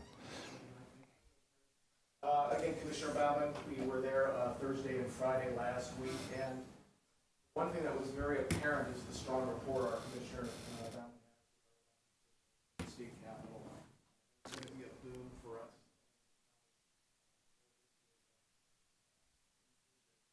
Response, as Mike said, it ranged from actual relief to enthusiasm upon learning that we're stepping up in a substantial way. It's important and crucial for securing for our future projects. Our advantage actually is lying that we haven't asked for anything that should be able to help us out proactively. Whereas the crisis with our Office of Public Defense, has committed, committed to continuing to represent our relief sector, and had multiple bills in the Senate we brought up. She actually last night asked for help with the people to give our support for that. So we're going to continue that. Yeah, no problem. Thank you so much. We also talked with April Connors, our representative. She continues to assist us in securing hopeful funding for that HVAC system for the HAPO Center. Our request for $3 million is now on the books for consideration in the budget. We held both formal and informal meetings with most of our lawmakers representing our county, and our strategy involves utilizing them as conduits to channel our county's tax dollars back into the county. The overall sentiment was positive, prompting the question, what comes next? The immediate focus is on developing a priority plan for our current and future needs. Commissioner Bauman, our county administrator, and I have diligently working on the start of this plan. Later this year, we'll refine it this spring and summer in collaboration with our lawmakers and formally present it in the fall. Of course, Commissioners Mullen and Didier, we look forward to your input on this as well, to what's important to you and for our county. Thank you. Thanks. Yeah. Commissioner? All done? I am through, sir. Thank you.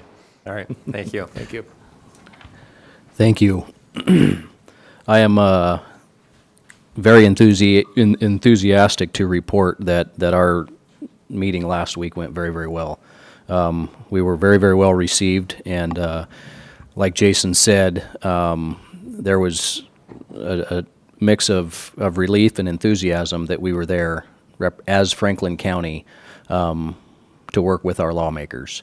I'll tell you some of my thoughts and takeaways from that. One of the first things that we had was we set in on a committee meeting, and during that committee meeting at 8 o'clock on Thursday morning, something really stood out to me, and this is really a check to us and to our county as a whole, is this particular, the first bill that was heard in that committee meeting had to do with financial rent assistance, and the way that the current issue is that they were describing, and what their ask was, the current use was for 1 year of rental assistance, and the argument was to make it a permanent rental assistance. And so here's the rub that I noticed. I don't remember if there was 6 or 7. I didn't remember to write that piece down, but there was people, remote testimony, and all of them were to try to put this in there permanently. And I believe that it's really, really important. In fact, I asked Jason to really consider to begin to testify on our behalf in these things. And so as we talked with our representatives, they said we need to support them.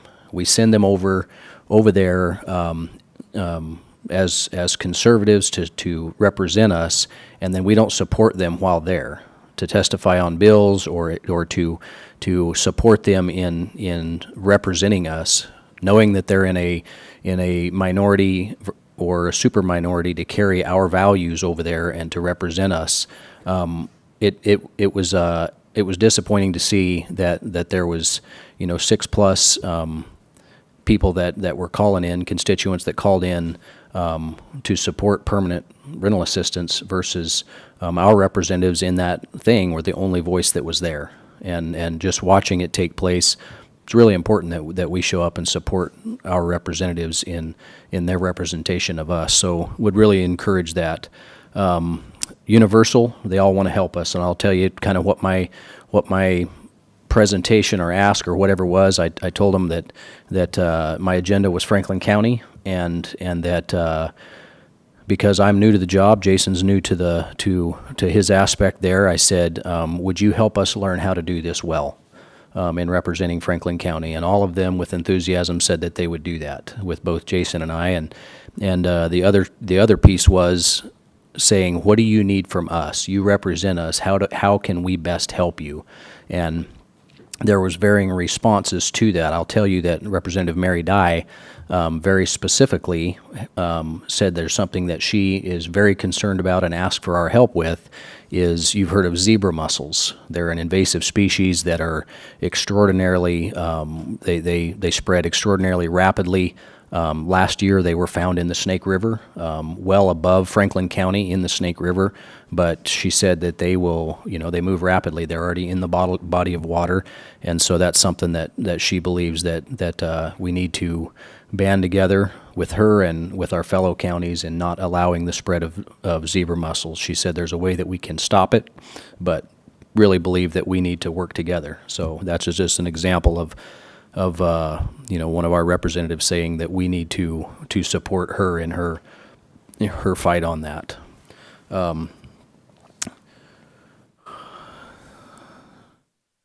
It was really apparent as we went over there. So left here not too long after the commissioners meeting last Wednesday and headed to Olympia and hit the amazing traffic on I-5, and it really just reminded me that we don't want that to happen in Franklin County. So really important that we put a robust, transportation system master plan together for Franklin County. What does that look like? The immediate needs are maintenance of our roads, but looking long term, where is our roads going to go in the future? And that was just really apparent to me. Thursday and Friday hearings all day. I certainly got my steps in on Thursday and Friday because you know how big the Capitol is and the different buildings, and so we didn't get picky about the meetings. If they were willing to give them to us, we accepted them, and so we made it across that campus in very short order, quite a few times. So it was fun and exercising. I did go to, and this isn't necessarily county, but it is county. I went to a conference over the weekend, and there was a panel in that conference, and it was the name of the panel was the War on Cars. And Washington State has put in some targets and goals, the governor has, and that is vehicle miles traveled. And so he has the intention of restricting how much you have freedom to do what you want when you want. And so I don't know all of it. I'm studying it hard and trying to learn. But what if you run out in the middle of November of the vehicle miles traveled that the governor has decided you were allotted? That's a grave concern to me, because they keep chipping away at our freedom, and I think it's wrong. So just something to think about. They are trying in many ways. They said that we're going to be carbon free by 2035, that we can't buy a internal combustion engine vehicle any longer, and they're chipping away at our freedoms. Monday, department head meeting. Wanted to say thank you to our Public Works Director. As I shared with you guys, that I ask for, as we've talked about doing this policy update, through our county, I ask kind of three different ways, kind of for, the first thing is that the different departments would identify the policies that they have. The second piece is identify policy that they have that needs updated, or policy that they believe that we should have that we don't have yet, if they would identify that. And wanted to say thank you to Craig for working on that, and Artie has delivered updated policy that they have, and so thank you for that. Yesterday, Consor briefing that we had here today. I had a briefing there yesterday, and have worked to understand that better. And with that, I thought it was really interesting that Commissioner Mullen, as you said that, here's one for each of you. So this is Ben Franklin Transit's 2022 annual agency profile, and I highlighted just any interesting information there that as I'm new to that board, I'm really trying to learn and understand, and this is information that they have. If you look down on the bottom left-hand side, it talks about buses, and so operating expense per vehicle revenue mile is $7.69 a mile, and then if you move on over, operating expense per unlinked passenger trip, and I'm not sure exactly what that means, but either one of them numbers, I'm familiar with the trucking industry, and and so forth, and you could get a fully laden truck loaded with freight weighing 80,000 pounds going down the freeway for less than these numbers. And as we talk about our buses being empty and so forth, I think that we really need to look at this, Mr. Chair, as you described, that the ridership continues to fall, the demand continues to fall, and the cost continues to rise. And I've heard as I've tried to learn and understand this better that their operating budget is north of $100 million, and I can't find that in this information. But as I learn, I'll try to come back with a report to understand that. I believe it's 139 million. Yeah, and I'd like to see that, because these numbers, if these numbers depict the numbers on this page, 139 million is more than double this number. So, if those numbers were to extend across, it's a spectacular number. And so one of the things that I'm going to work on and try to bring back an answer to this board is I'd like to figure out what the price per ride is, and then I'll try to get some as good information as I can. What is an average Uber ride? The Uber has been really amazing to me to watch Uber from a distance. It's the private market answering the call to move people from place to place, and so I'll try to get you some more information on that. This morning at 7 a.m. I was on a WOOF Zoom call, WHUF, and I don't know the answer to what that stands for, but it's a transportation meeting. Representative Andrew Barkus was the presenter on that, and he was talking about the transportation, what's happening going through Olympia right now, and I'll just give you a little bit of information that he gave. So talking about new ferries and some of the stuff. So the governor has decided that we need electric ferries. And so when that was presented and taken through, they said at the very top end it was going to cost $160 million apiece. And like everything seems to do in Olympia, that has ballooned to, this morning he shared with us that number has already, they're not built yet, but that number has already reached $290 million apiece. So when it started, they were guaranteeing the very top end was 160 million, and now that's reached 290, and they haven't even built them yet. So just something to think about. I did have the opportunity to meet with Michael Nemchek and talked about the microwave system that needs upgraded, and look forward to his presentation and one other thing that I would ask for, I don't know the proper way to ask this question, but so I just wrote it down. Ask the board to have a consensus on our administrator bringing us a report back on all direct, indirect, combined, by county, interlocal agreement, et cetera, expenses that we spend, whether it's on the court system or whatever system it is. So I would like to see, so that we have a good foundation of understanding where our monies are going. So if you guys are willing, I don't know the proper way to ask that question, but I'd love to see and have an understanding of what this money is and where it is going. So with that, Mr. Chairman, that is my report. Well, you have my consensus on that. I mean, we should always be aware of what money is being spent. It's taxpayers' dollars, so. And my consensus as well. All right. Commissioner Didier. Well, this last week, first of all, I just want to say that I think we picked the right commissioner to be over in Olympia, and I don't know how they were relieved. What was the relief about seeing you in the halls over there? That we were finally there, or? So I'm just going to say that they were the way that they described it. They were glad to see Franklin County represented. And I'll leave it there. But I have been building a relationship with them as my private business is impacted by transportation and the UGA and the the GMA Act and those different things. And so I have a relationship with most of them. I'll give you an example of building that relationship. Representative Andrew Barkus, I went and met with him last year, and then he told me that he would be happy to come over here, and so we did that. I invited our local public works directors and our local engineers that represent the area, and had a I forget how many there. Let's see, Representative Joe Schmick was there that day, Representative April Connors, and so what my question with him was is how do we get you guys to come work with us? And so one of his responses was he came over here and put on a meeting for us, and so I asked him, I said how do we effectively ask the questions? How do we effectively do this? And so one of the questions that I have is from 182 in Pasco to Mesa. When you cross the railroad tracks, it's 25 miles for a safe crossing. So they consider a grade-separated crossing to be a safe crossing.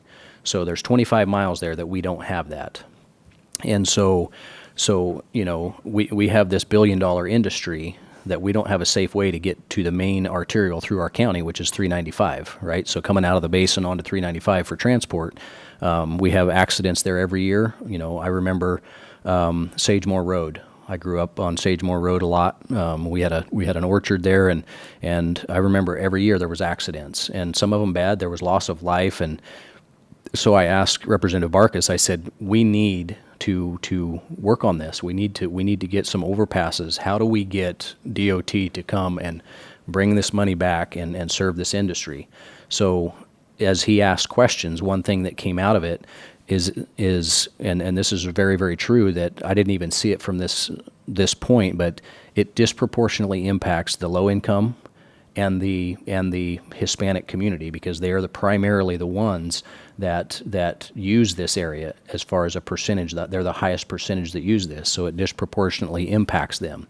And so he said be organized, have a plan, transportation plan, what your needs are, and he said come back and talk to us. And I found him to have an open door, and this is where that coming back to your question of you know, being over there in Olympia, coming and asking them for help. That's we have sent them there on our behalf, and so you know, as Jason and I visited after each one of those meetings, our job when we go there is to see if we can figure out how to get some of the tax dollars the state has taken from us and bring them back to Franklin County. And so I'm really excited. They were very open and excited to work with us. So in that thought process there, I'd really encourage you to take a look at Road 68, and that is right there at Douglas Fruit. And that turn there are trucks that are fully loaded that are trying to leave the agricultural area and get on Dent Road there. And they jackknife on that corner all the time and back up traffic. I've talked to that landlord, and he said he's willing to give us an easement to put in just a quick little curve for the fully trucks and put a stop sign on Columbia River Road so they can access Dent to get over to ID2 and head to Yakima and Seattle. It'd be a quick fix to keep the roads from having to come clear to Glade Road, because it is a tough corner for them trucks to make. It's not a 90, it's more than a 90, and that's why they can't make that corner. Yeah, and the traffic load in that intersection is just continuing to increase. So that's an area to look at, please, and maybe lobby for some money for us to get that done. The RFP on the horse stalls, of course, we'll be sending that out to the auctioneers, correct? Okay. Sure. All right, and then over the weekend, I got calls from people about water over roadways, and so I got away from what I was doing, and I just went for a drive, and I went down Glade Road, and there was water across Glade right there by Alder, down in that low spot, and I talked to Craig about it, and I mentioned to Craig that there was no signs up there. He immediately got signs out there and got it up because there was water on the west side of the road, and people were going into the east side of the road. Traffic was coming up the east side of the road and creating a very hazardous situation, and if they didn't slow down and they hit that pool of water, they were hydroplaning. So it was a very dangerous situation. I made the corner down to Self Landing, went over to Road 68, came up and found that there was water over the roadway just north of Sagemore. And the sheriff's department had already been there and put out water over roadway and made that situation safe, and I really appreciate that. And then I guess if our sheriffs could contact Craig, because they'll see it before I do, they're out there running the roads, to let them know where there is water over the roadway so we can get the signs up so we don't have an accident. And it did get done, and I'm very thankful for Craig. He got somebody out there immediately. Got a call too about Colotis during this situation with the saturated ground and all the moisture we're getting and the frost layer in the ground.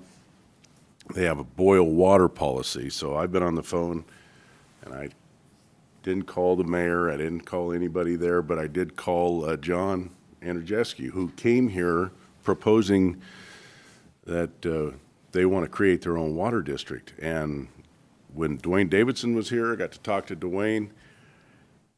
They don't have to have water to create a water district. They need to create a water district for any future means of getting water. And we were told by the guy from the Columbia Snake River Irrigators that there's water available to buy, and they could create a water district and then buy that water. We were talking about the .09 funds for that possibility of doing that, or ARP funds. I got a hold of John. I said, have you guys started the process of creating your water district? Because a water district can manage a sewer district. And this is the problem they have.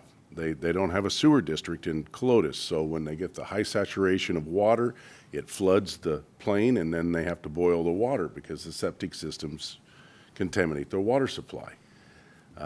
So I called him, and he said that he had met with the Port of Colotis, and so I've asked for those numbers. I'm going to call those gentlemen, see if we can't get them on the route of creating a water district so that they could create their own sewer district and alleviate this problem, because this is a year in and year out deal out there in Colotis, and it's unsafe. You can get pretty sick from that situation.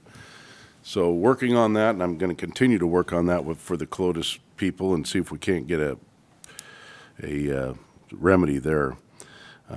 Ben Franklin Workforce Development meeting was yesterday, but they're not virtual anymore, so I was not able to attend, and I couldn't get on virtually, so that meeting did not happen.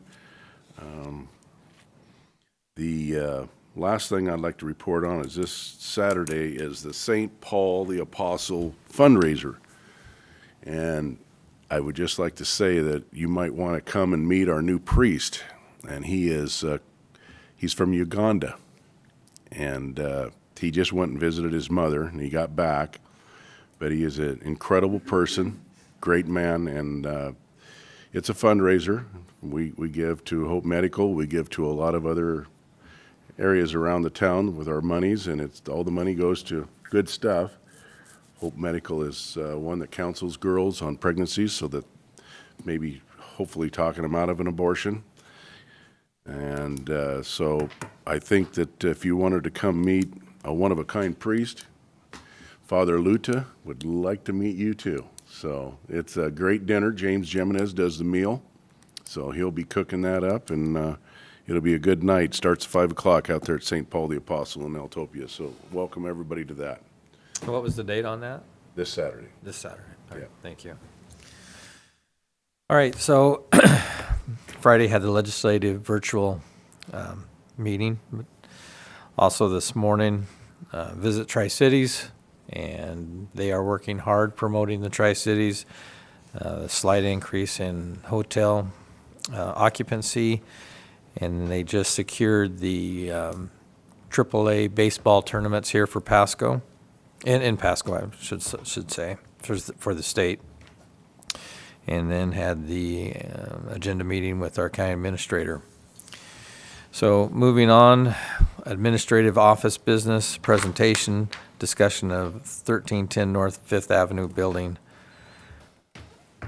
Mike Gonzalez. Yes, sir. Thank you, Chair, and I'll tee it up a little bit here. And Chair, this is a discussion that I wanted to bring to the board concerning the building we purchased at 1310 North Fifth Avenue. Many call it the Michael Davidson Law Office. Wanted the commissioners to weigh in particular in public. Now that Commissioner Bauman is with us, he's an expert in building development planning, as everyone knows, and he's agreed to take point on the building, which is awesome. I'm grateful to have him. Currently, the coroner, WSU Extension, Weed and Pest Board are slated to go into that building. I think at this point, I'm certain the coroner's moving into the building. But there's been quite a bit of debate, and we've discussed it here and there on WSU Extension, and there's been some pushback from the Weed and Pest Board, not necessarily wanting to go in there. So I figure it'd be a good idea for the body to discuss it and make the final decision and come to a consensus on ultimately what's the best use of the building and who should go out there and how we proceed forward, and I can work with Commissioner Bauman, whatever you guys decide. So just that's kind of the opening to the discussion, and I'll toss it over to you, Chair.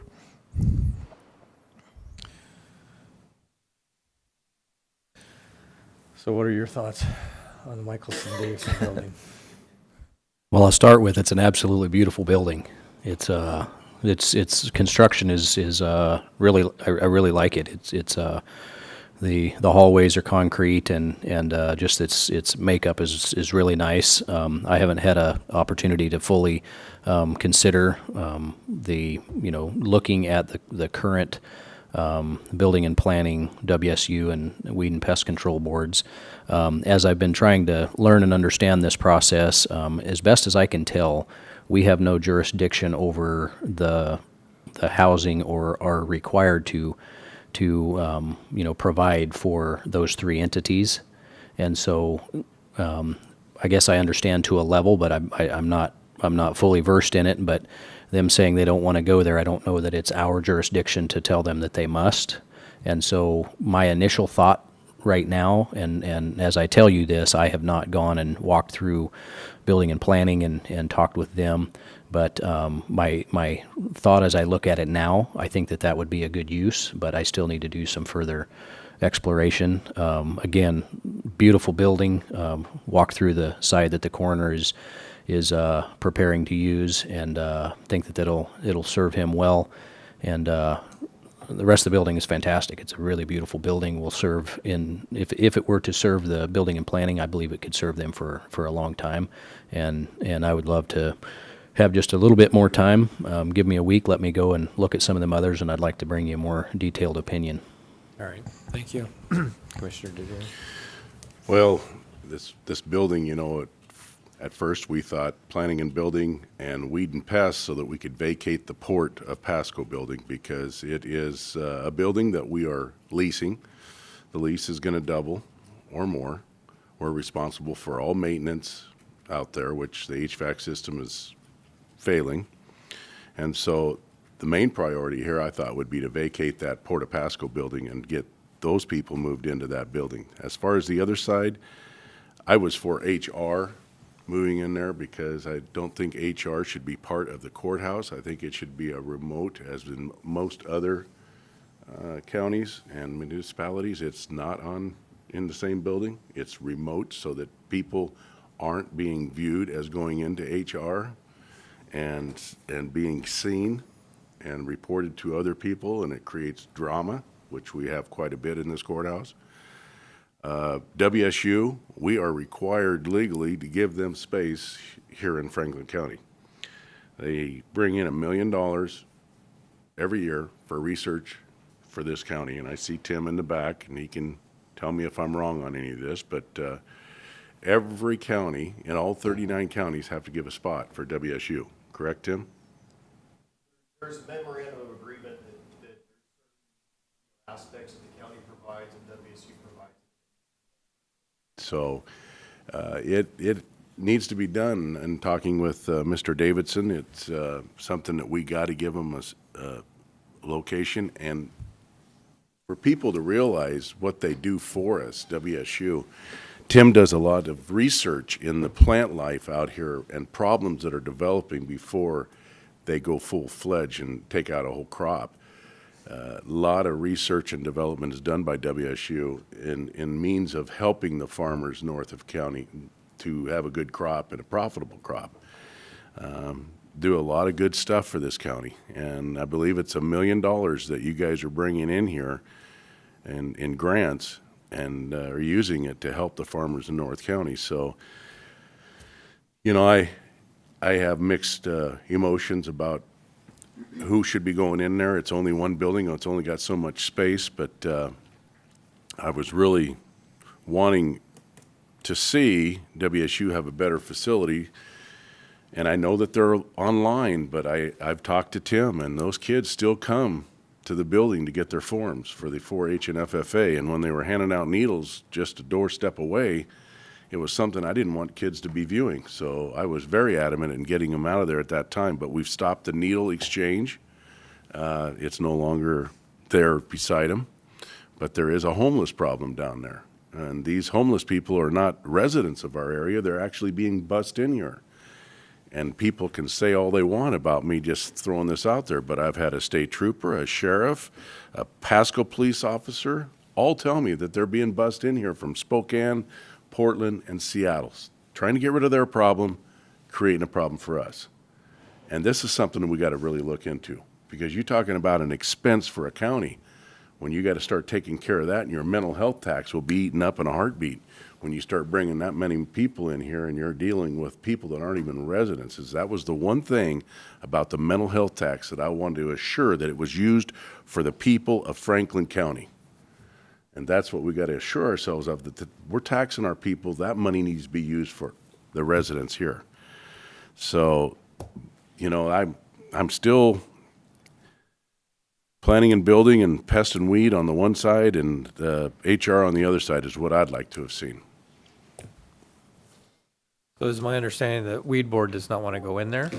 No, they've been really resistant about it. I think partly their comfort level there, and there was some vehicle issues where they're pretty close to public works, so they can park their rigs right there and then walk out. So logistics it causes some issues there.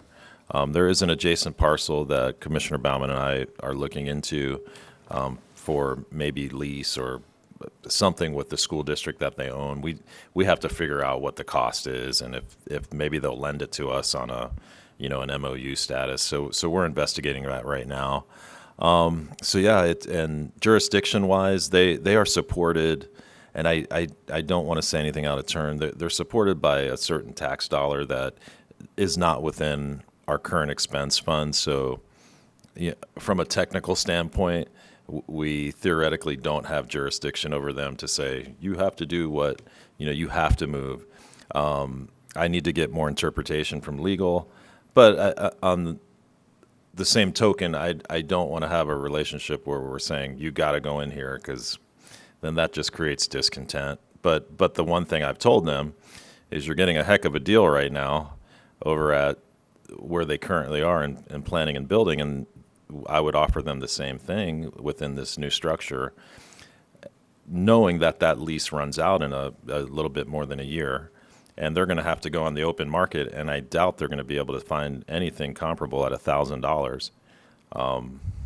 So that was all articulated to them. So if we're not responsible for their place, if planning and building moved out, would they then assume the lease? They could.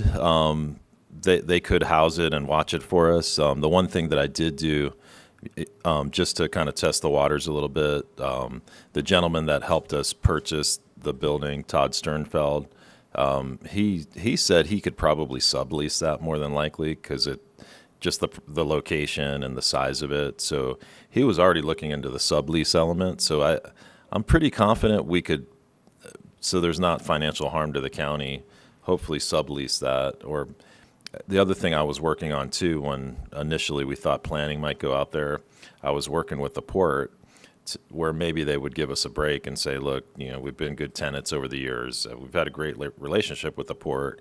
We occupy many of their structures, so why not let us get out of this, maybe a small fee to get out of it. So that was a conversation I was having with their lease manager. So I think there would be multiple opportunities if planning were to occupy that side.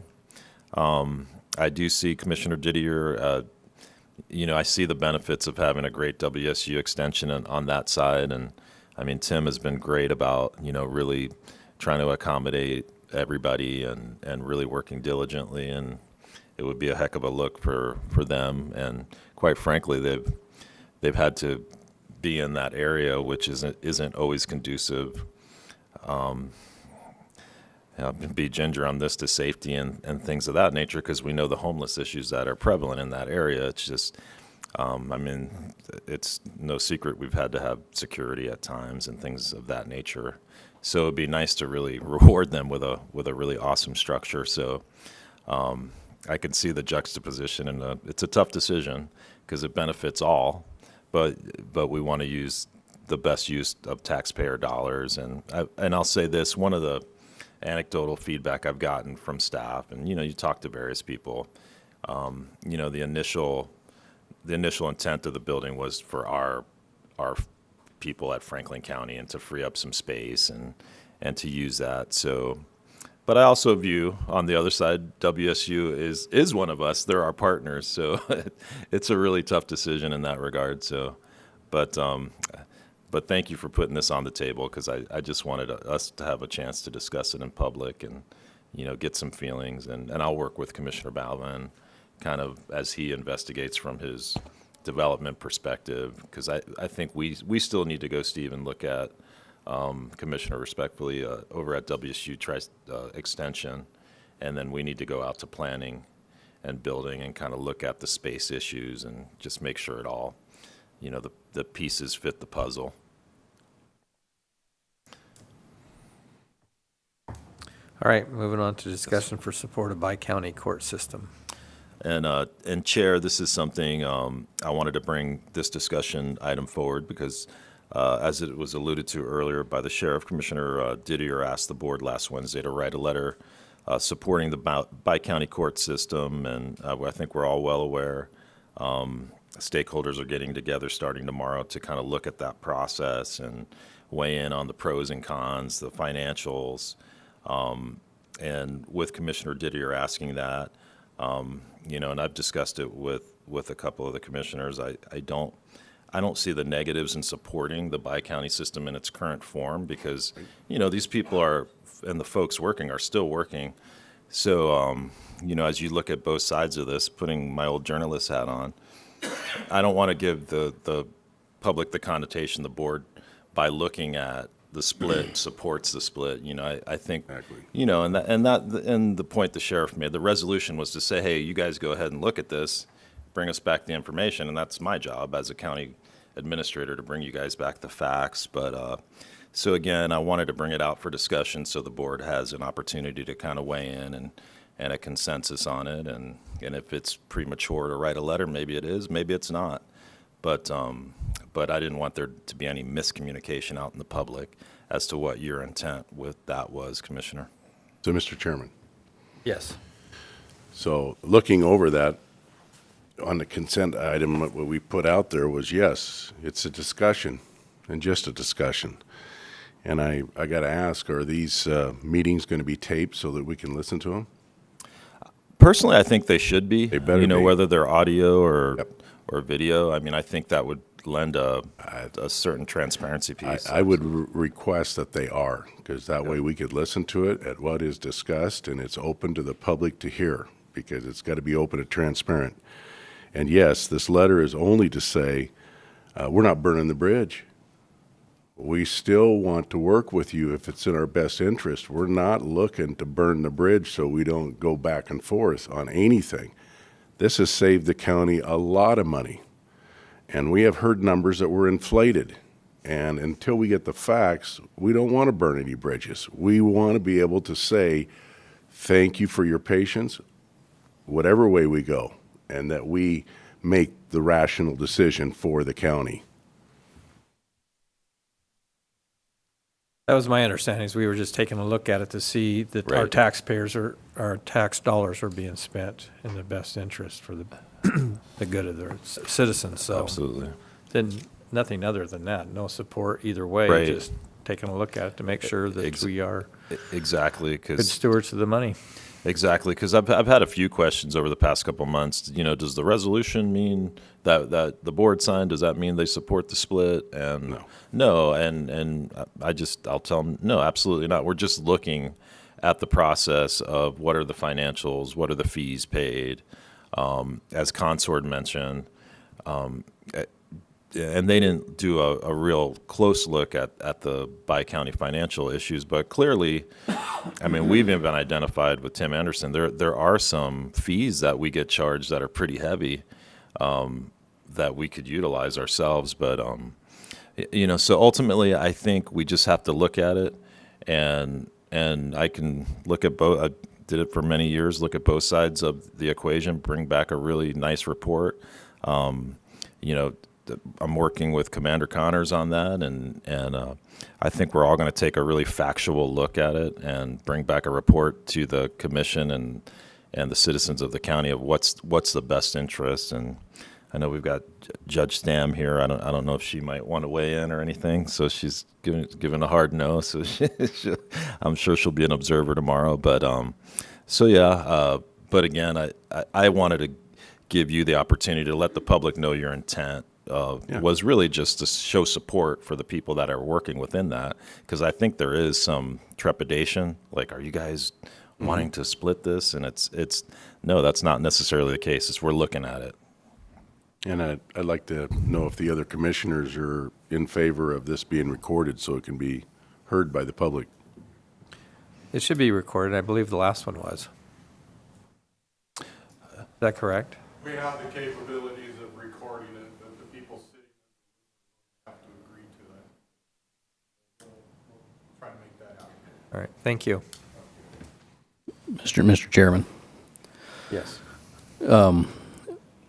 one thing that I think that we're going to have to appreciate is we've asked our administrator to go and bring us back a pretty robust report, because if he's going to look at the direct, indirect, combined by county interlocal agreements and so forth, that's a forgive me, Mike, that's a heavy lift to go and it really is.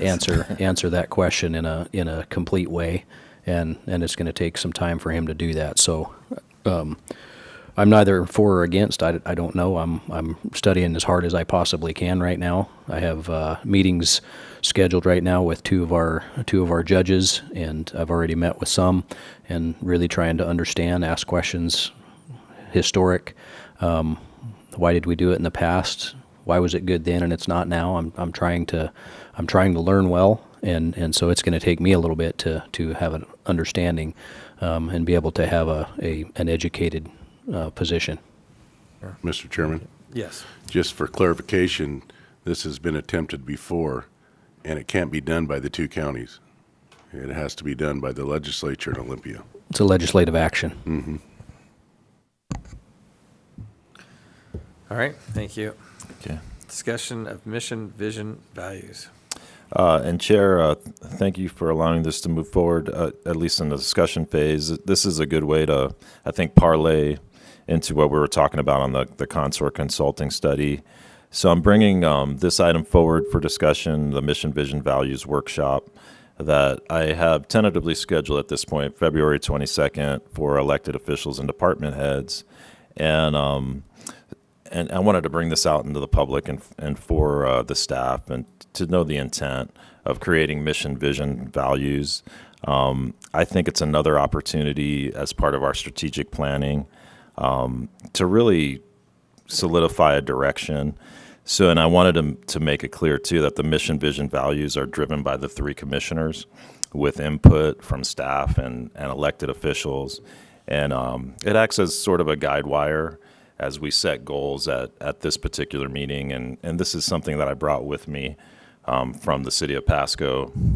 We met each year, and you do this. There is an investment of $2,500, and Paul Casey, who is the director of Leadership Tri-Cities, leads this, and he helps you shepherd through the process and ultimately delivers what we can hang on our walls to say, this is the three commissioners, mission, vision, values. And it kind of, and I'm a big believer in cohesiveness and teamwork. And I know we are, counties are designed for, to have separate elected officials. So there's checks and balances. But I still believe in that we are a team.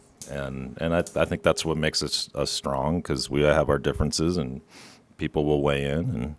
but ultimately, I wanted to get your guys' feedback if this is a good investment of county dollars, because I don't want it to get where something I'm pushing and then ultimately, the commissioners don't want it. So that's my opening statement.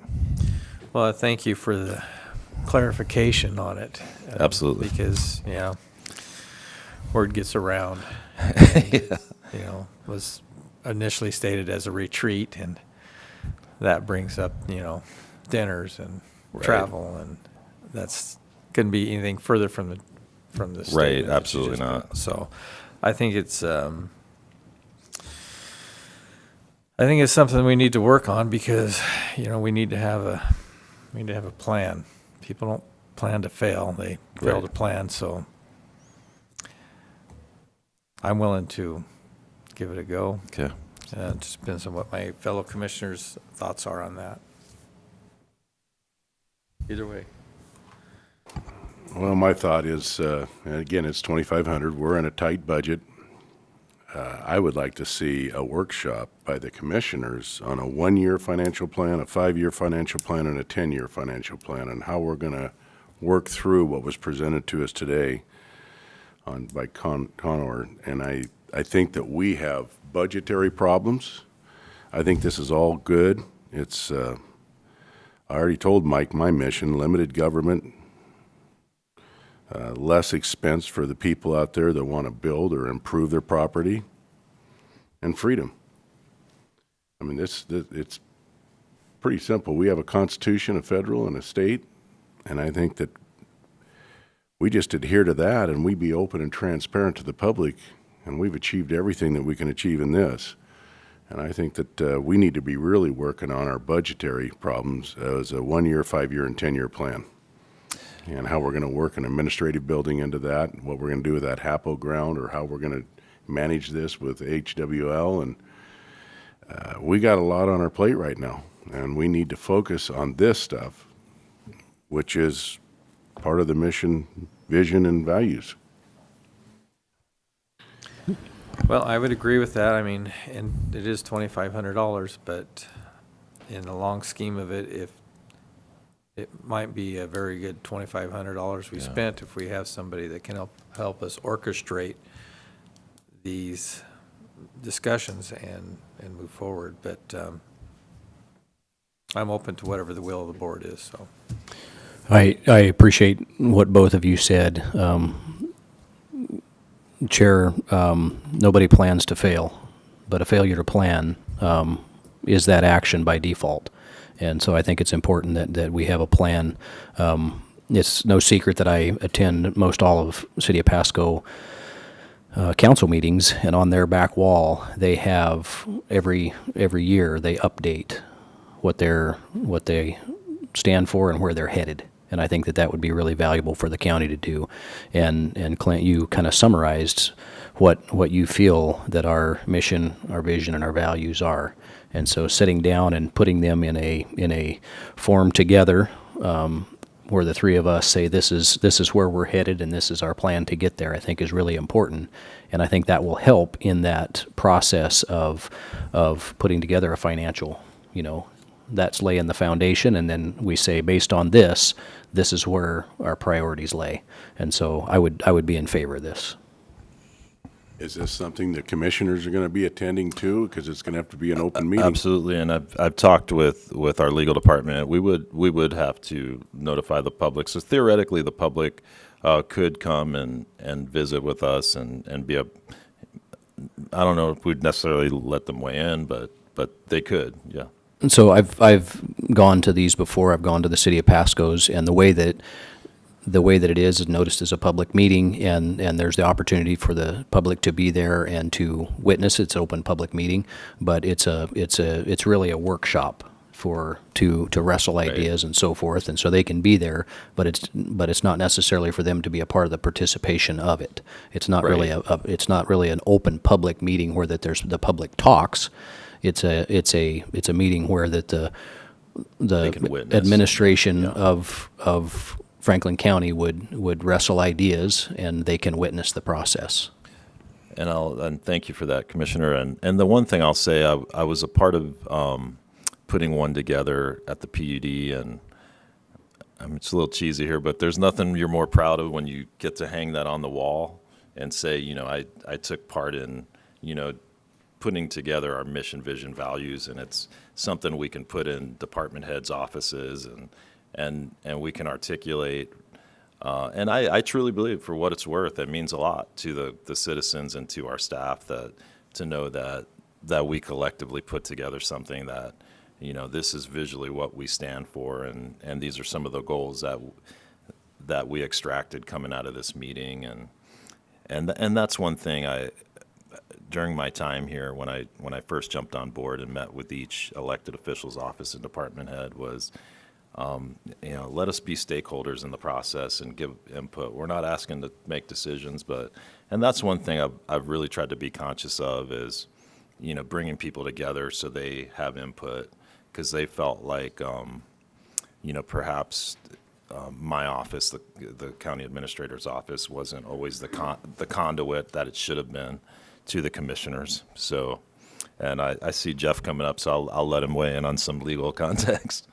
Just one question first. Is this just to set a mission statement, or is this to plan, to make a plan on the county going forward? No, I think what Consor really set the table for what we need to do to move forward. I think, and Steve, Commissioner Bauman can weigh in a little bit more too, because he's been a part of many of these. You set what we stand for. Mission, vision, value. Your mission is kind of how you get there. Your values but the goals, the ones I've been a part of, is you kind of prioritize based on, and this is at least my vision, taking what we've learned from Consor. Elected officials have that, creating what our mission, vision, values are. And I look at it more, we always had goals coming out of PASCO, and it's sort of like a priority list based on what we know we need to fix. What do we need to fix first? And it sort of codifies it. Yeah, if somebody was to ask us individually what our mission, vision, and values were, they would get 3 different answers, and it's a way for us to together say this is what our mission is as a county, this is the vision that we have for the county, and this is the values that we espouse to. It's a way for us to say that as one, which then becomes the guiding principles that the staff at the county and the county operates by. And isn't that something we can do ourselves?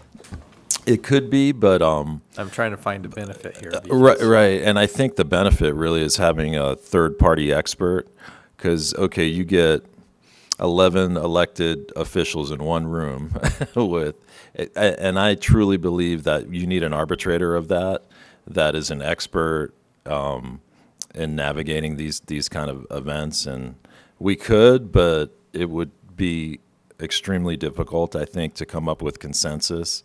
And Paul is really one of the best in the business. I mean, he is, and it's why he was named Director of Leadership Tri-Cities. It's what he does. It's his business.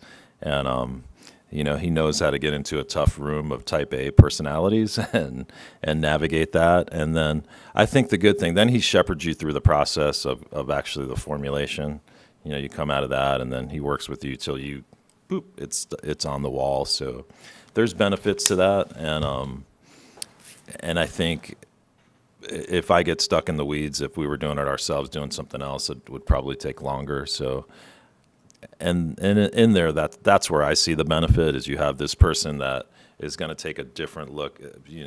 They're taking an unbiased look at Franklin County. They're just coming in as this expert in this process, and they're not a stakeholder in our organization, and that is helpful, I think. Well, if it'll benefit the teamwork within the courthouse, I'm in favor of it. If I may, Commissioners, I just wanted to clarify that it would not be an open public meeting unless, two commissioners were meeting and discussing, business of the agency. So the commissioners can meet and have a barbecue and talk about the Super Bowl. But as soon as they start talking about business of the county, then it triggers the Open Public Meetings Act. So I don't think staff meeting with one commissioner to discuss an issue of the county would trigger the Open Public Meetings Act. So I just had heard the word open public meeting, and it kind of piqued my interest. Well, if we're discussion about the mission, the vision, and the values of our county, I think we're talking about the county business.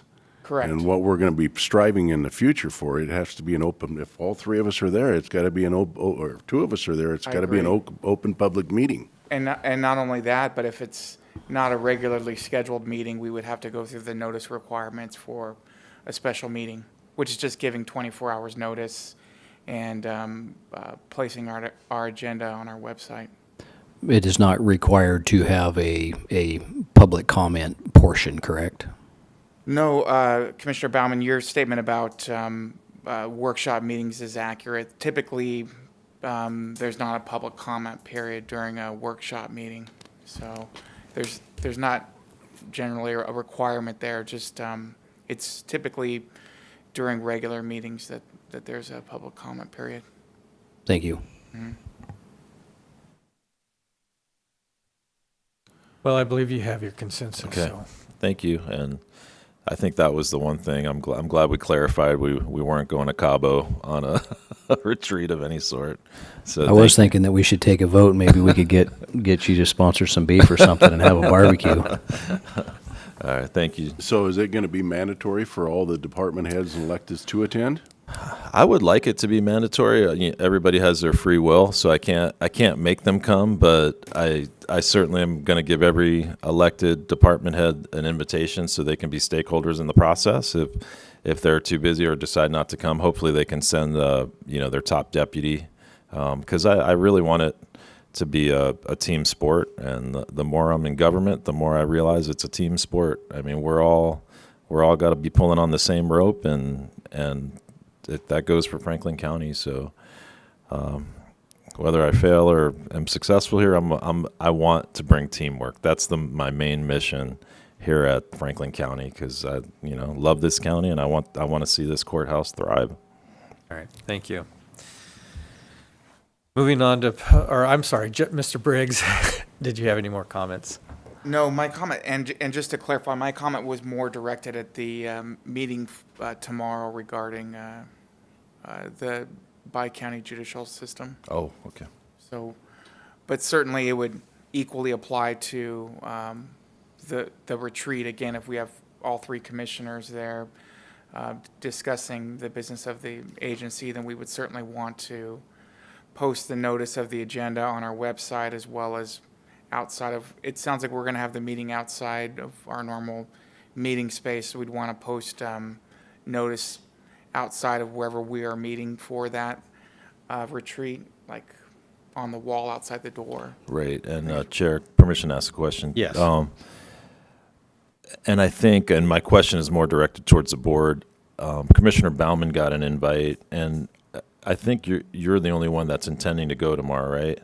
Because I don't want to create an inadvertent meeting where all three show up about, even though it's bi-county business. Because that's what you're saying, Jeff, right? Is if all three commissioners were to show up, we're going to be in a bit of a pickle. A quorum's yeah, two. Yeah, two, obviously. So, yeah. Right, we could not have two there, because that would clearly be discussing Right. county business. Because maybe should the board make a decision on whether Commissioner Bauman's the only one to go now, or just so we avoid that and we have clarity that maybe Commissioner Bauman will go. If it's gonna be recorded, I don't need to be there. Okay.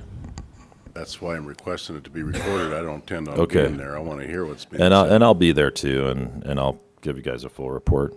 And the sheriff's comment on that was accurate as well, that the participants would need to certainly consent to being recorded during the meeting, so. Well, I believe the last one was recorded because I watched it. Right, I don't know why they wouldn't, but they would certainly need to consent. All right. Moving on to public comment. Do we have anybody here for public comment?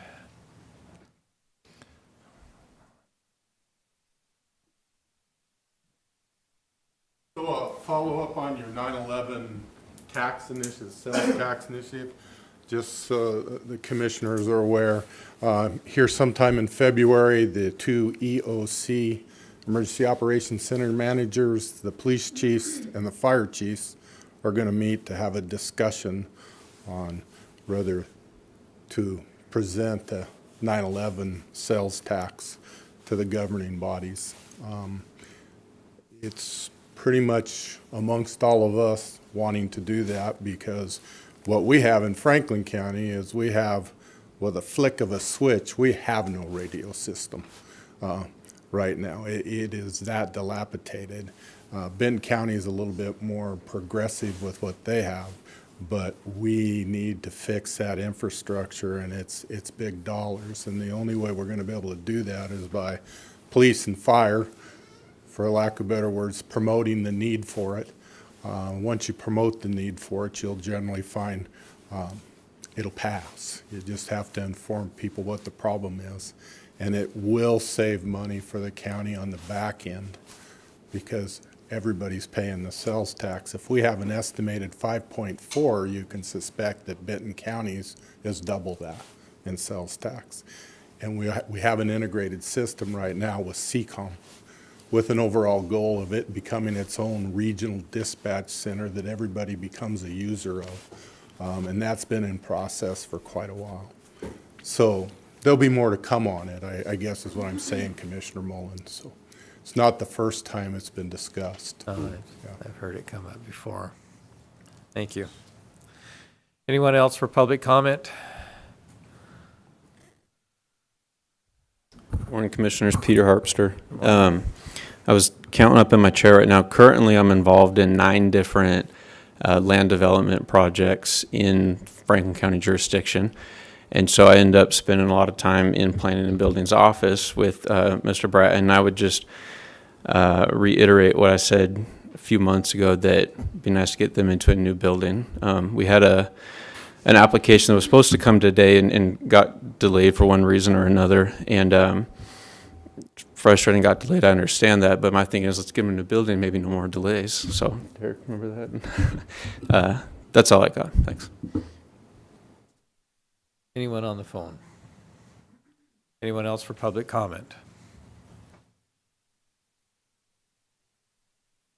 Okay, I'm going to call for an executive session under RCW Code 42.30 .110, Section 1, Category F. And I'll request the 3 commissioners, Jeff Briggs, Mr. Stovern, and Matt Beaton. I believe we also need one under 4230, 110, 1I, potential litigation, Commissioner. All right, and how much time for that? I would say at least 15 minutes. Say that number again, please. 4230, 110, 1I, potential litigation. It's been threatened against the agency. Which one should we have? First one, we'll take. So we'll have 20 minutes for the first executive session, which is the 3 commissioners and legal and Mr. Beaton. So, Mr. Chair, could we take a 3-minute, 4-minute recess? Sure. Go use the We can restroom. recess for 5 minutes. We're going to recess That's fine. for 5 minutes. Look up F. I never use F. Oh, I know. Is-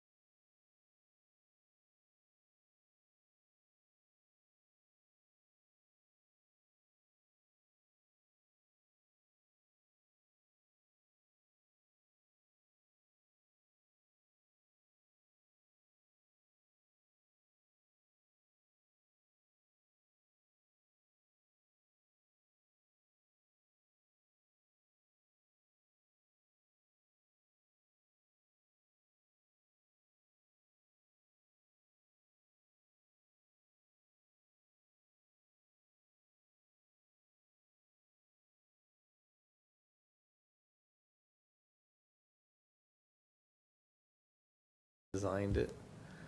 And I'm like, well, that's misleading, so we need to have it corrected. And I says, if you can't correct it, just take it off for now until you can get it correction. Exactly.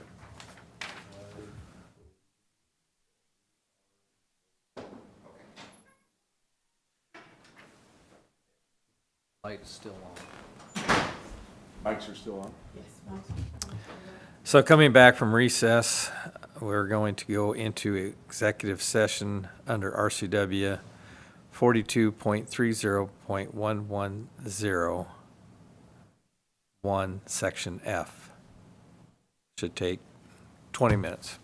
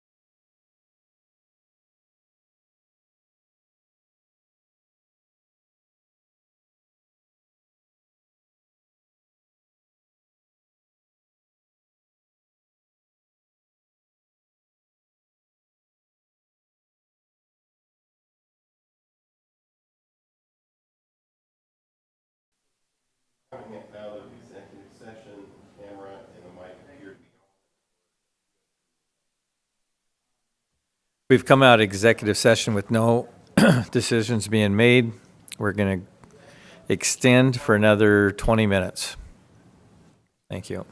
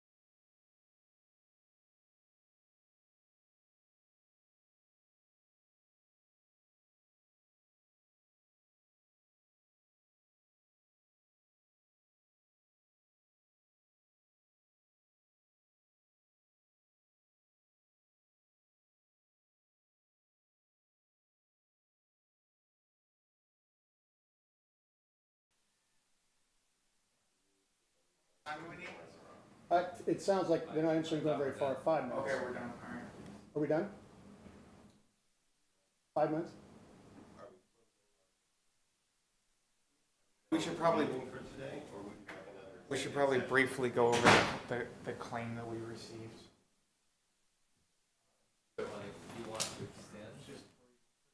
We would like a separate executive session about a different issue. I'm going to formally request time on next week's meeting. I'm going to present it all, folks. I am not going to let this happen again here. And when you guys don't even know all of it because you don't want to hear it. And then the actions internally of the chief civil deputy in a potential criminal matter, contacting my staff and telling them not to talk to me. Don't worry, I know good legal help. So it'll be fine. I didn't want to have to do it this way. I was hoping we could air a lot of this stuff without that, but I'm okay with it. Things never change. Commissioners, we're asking that we go into executive session under a different RCW. It's 4230 110-1I, potential litigation. Who do you request to be inside the meeting? Just Mr. Stovern and I. And of course the commissioners, and we'll need 10 minutes. We can bring him in. Yeah. That's fine. I'll go grab Mike. Oh, okay.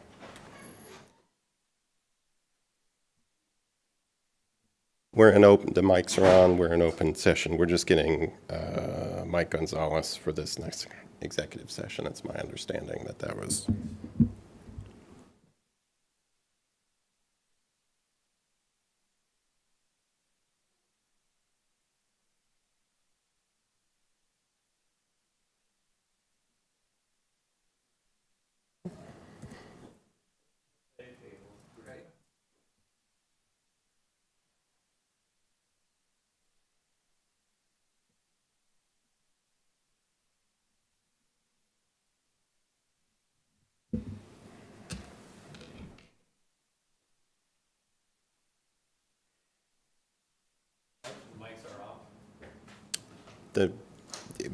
We are currently recording live.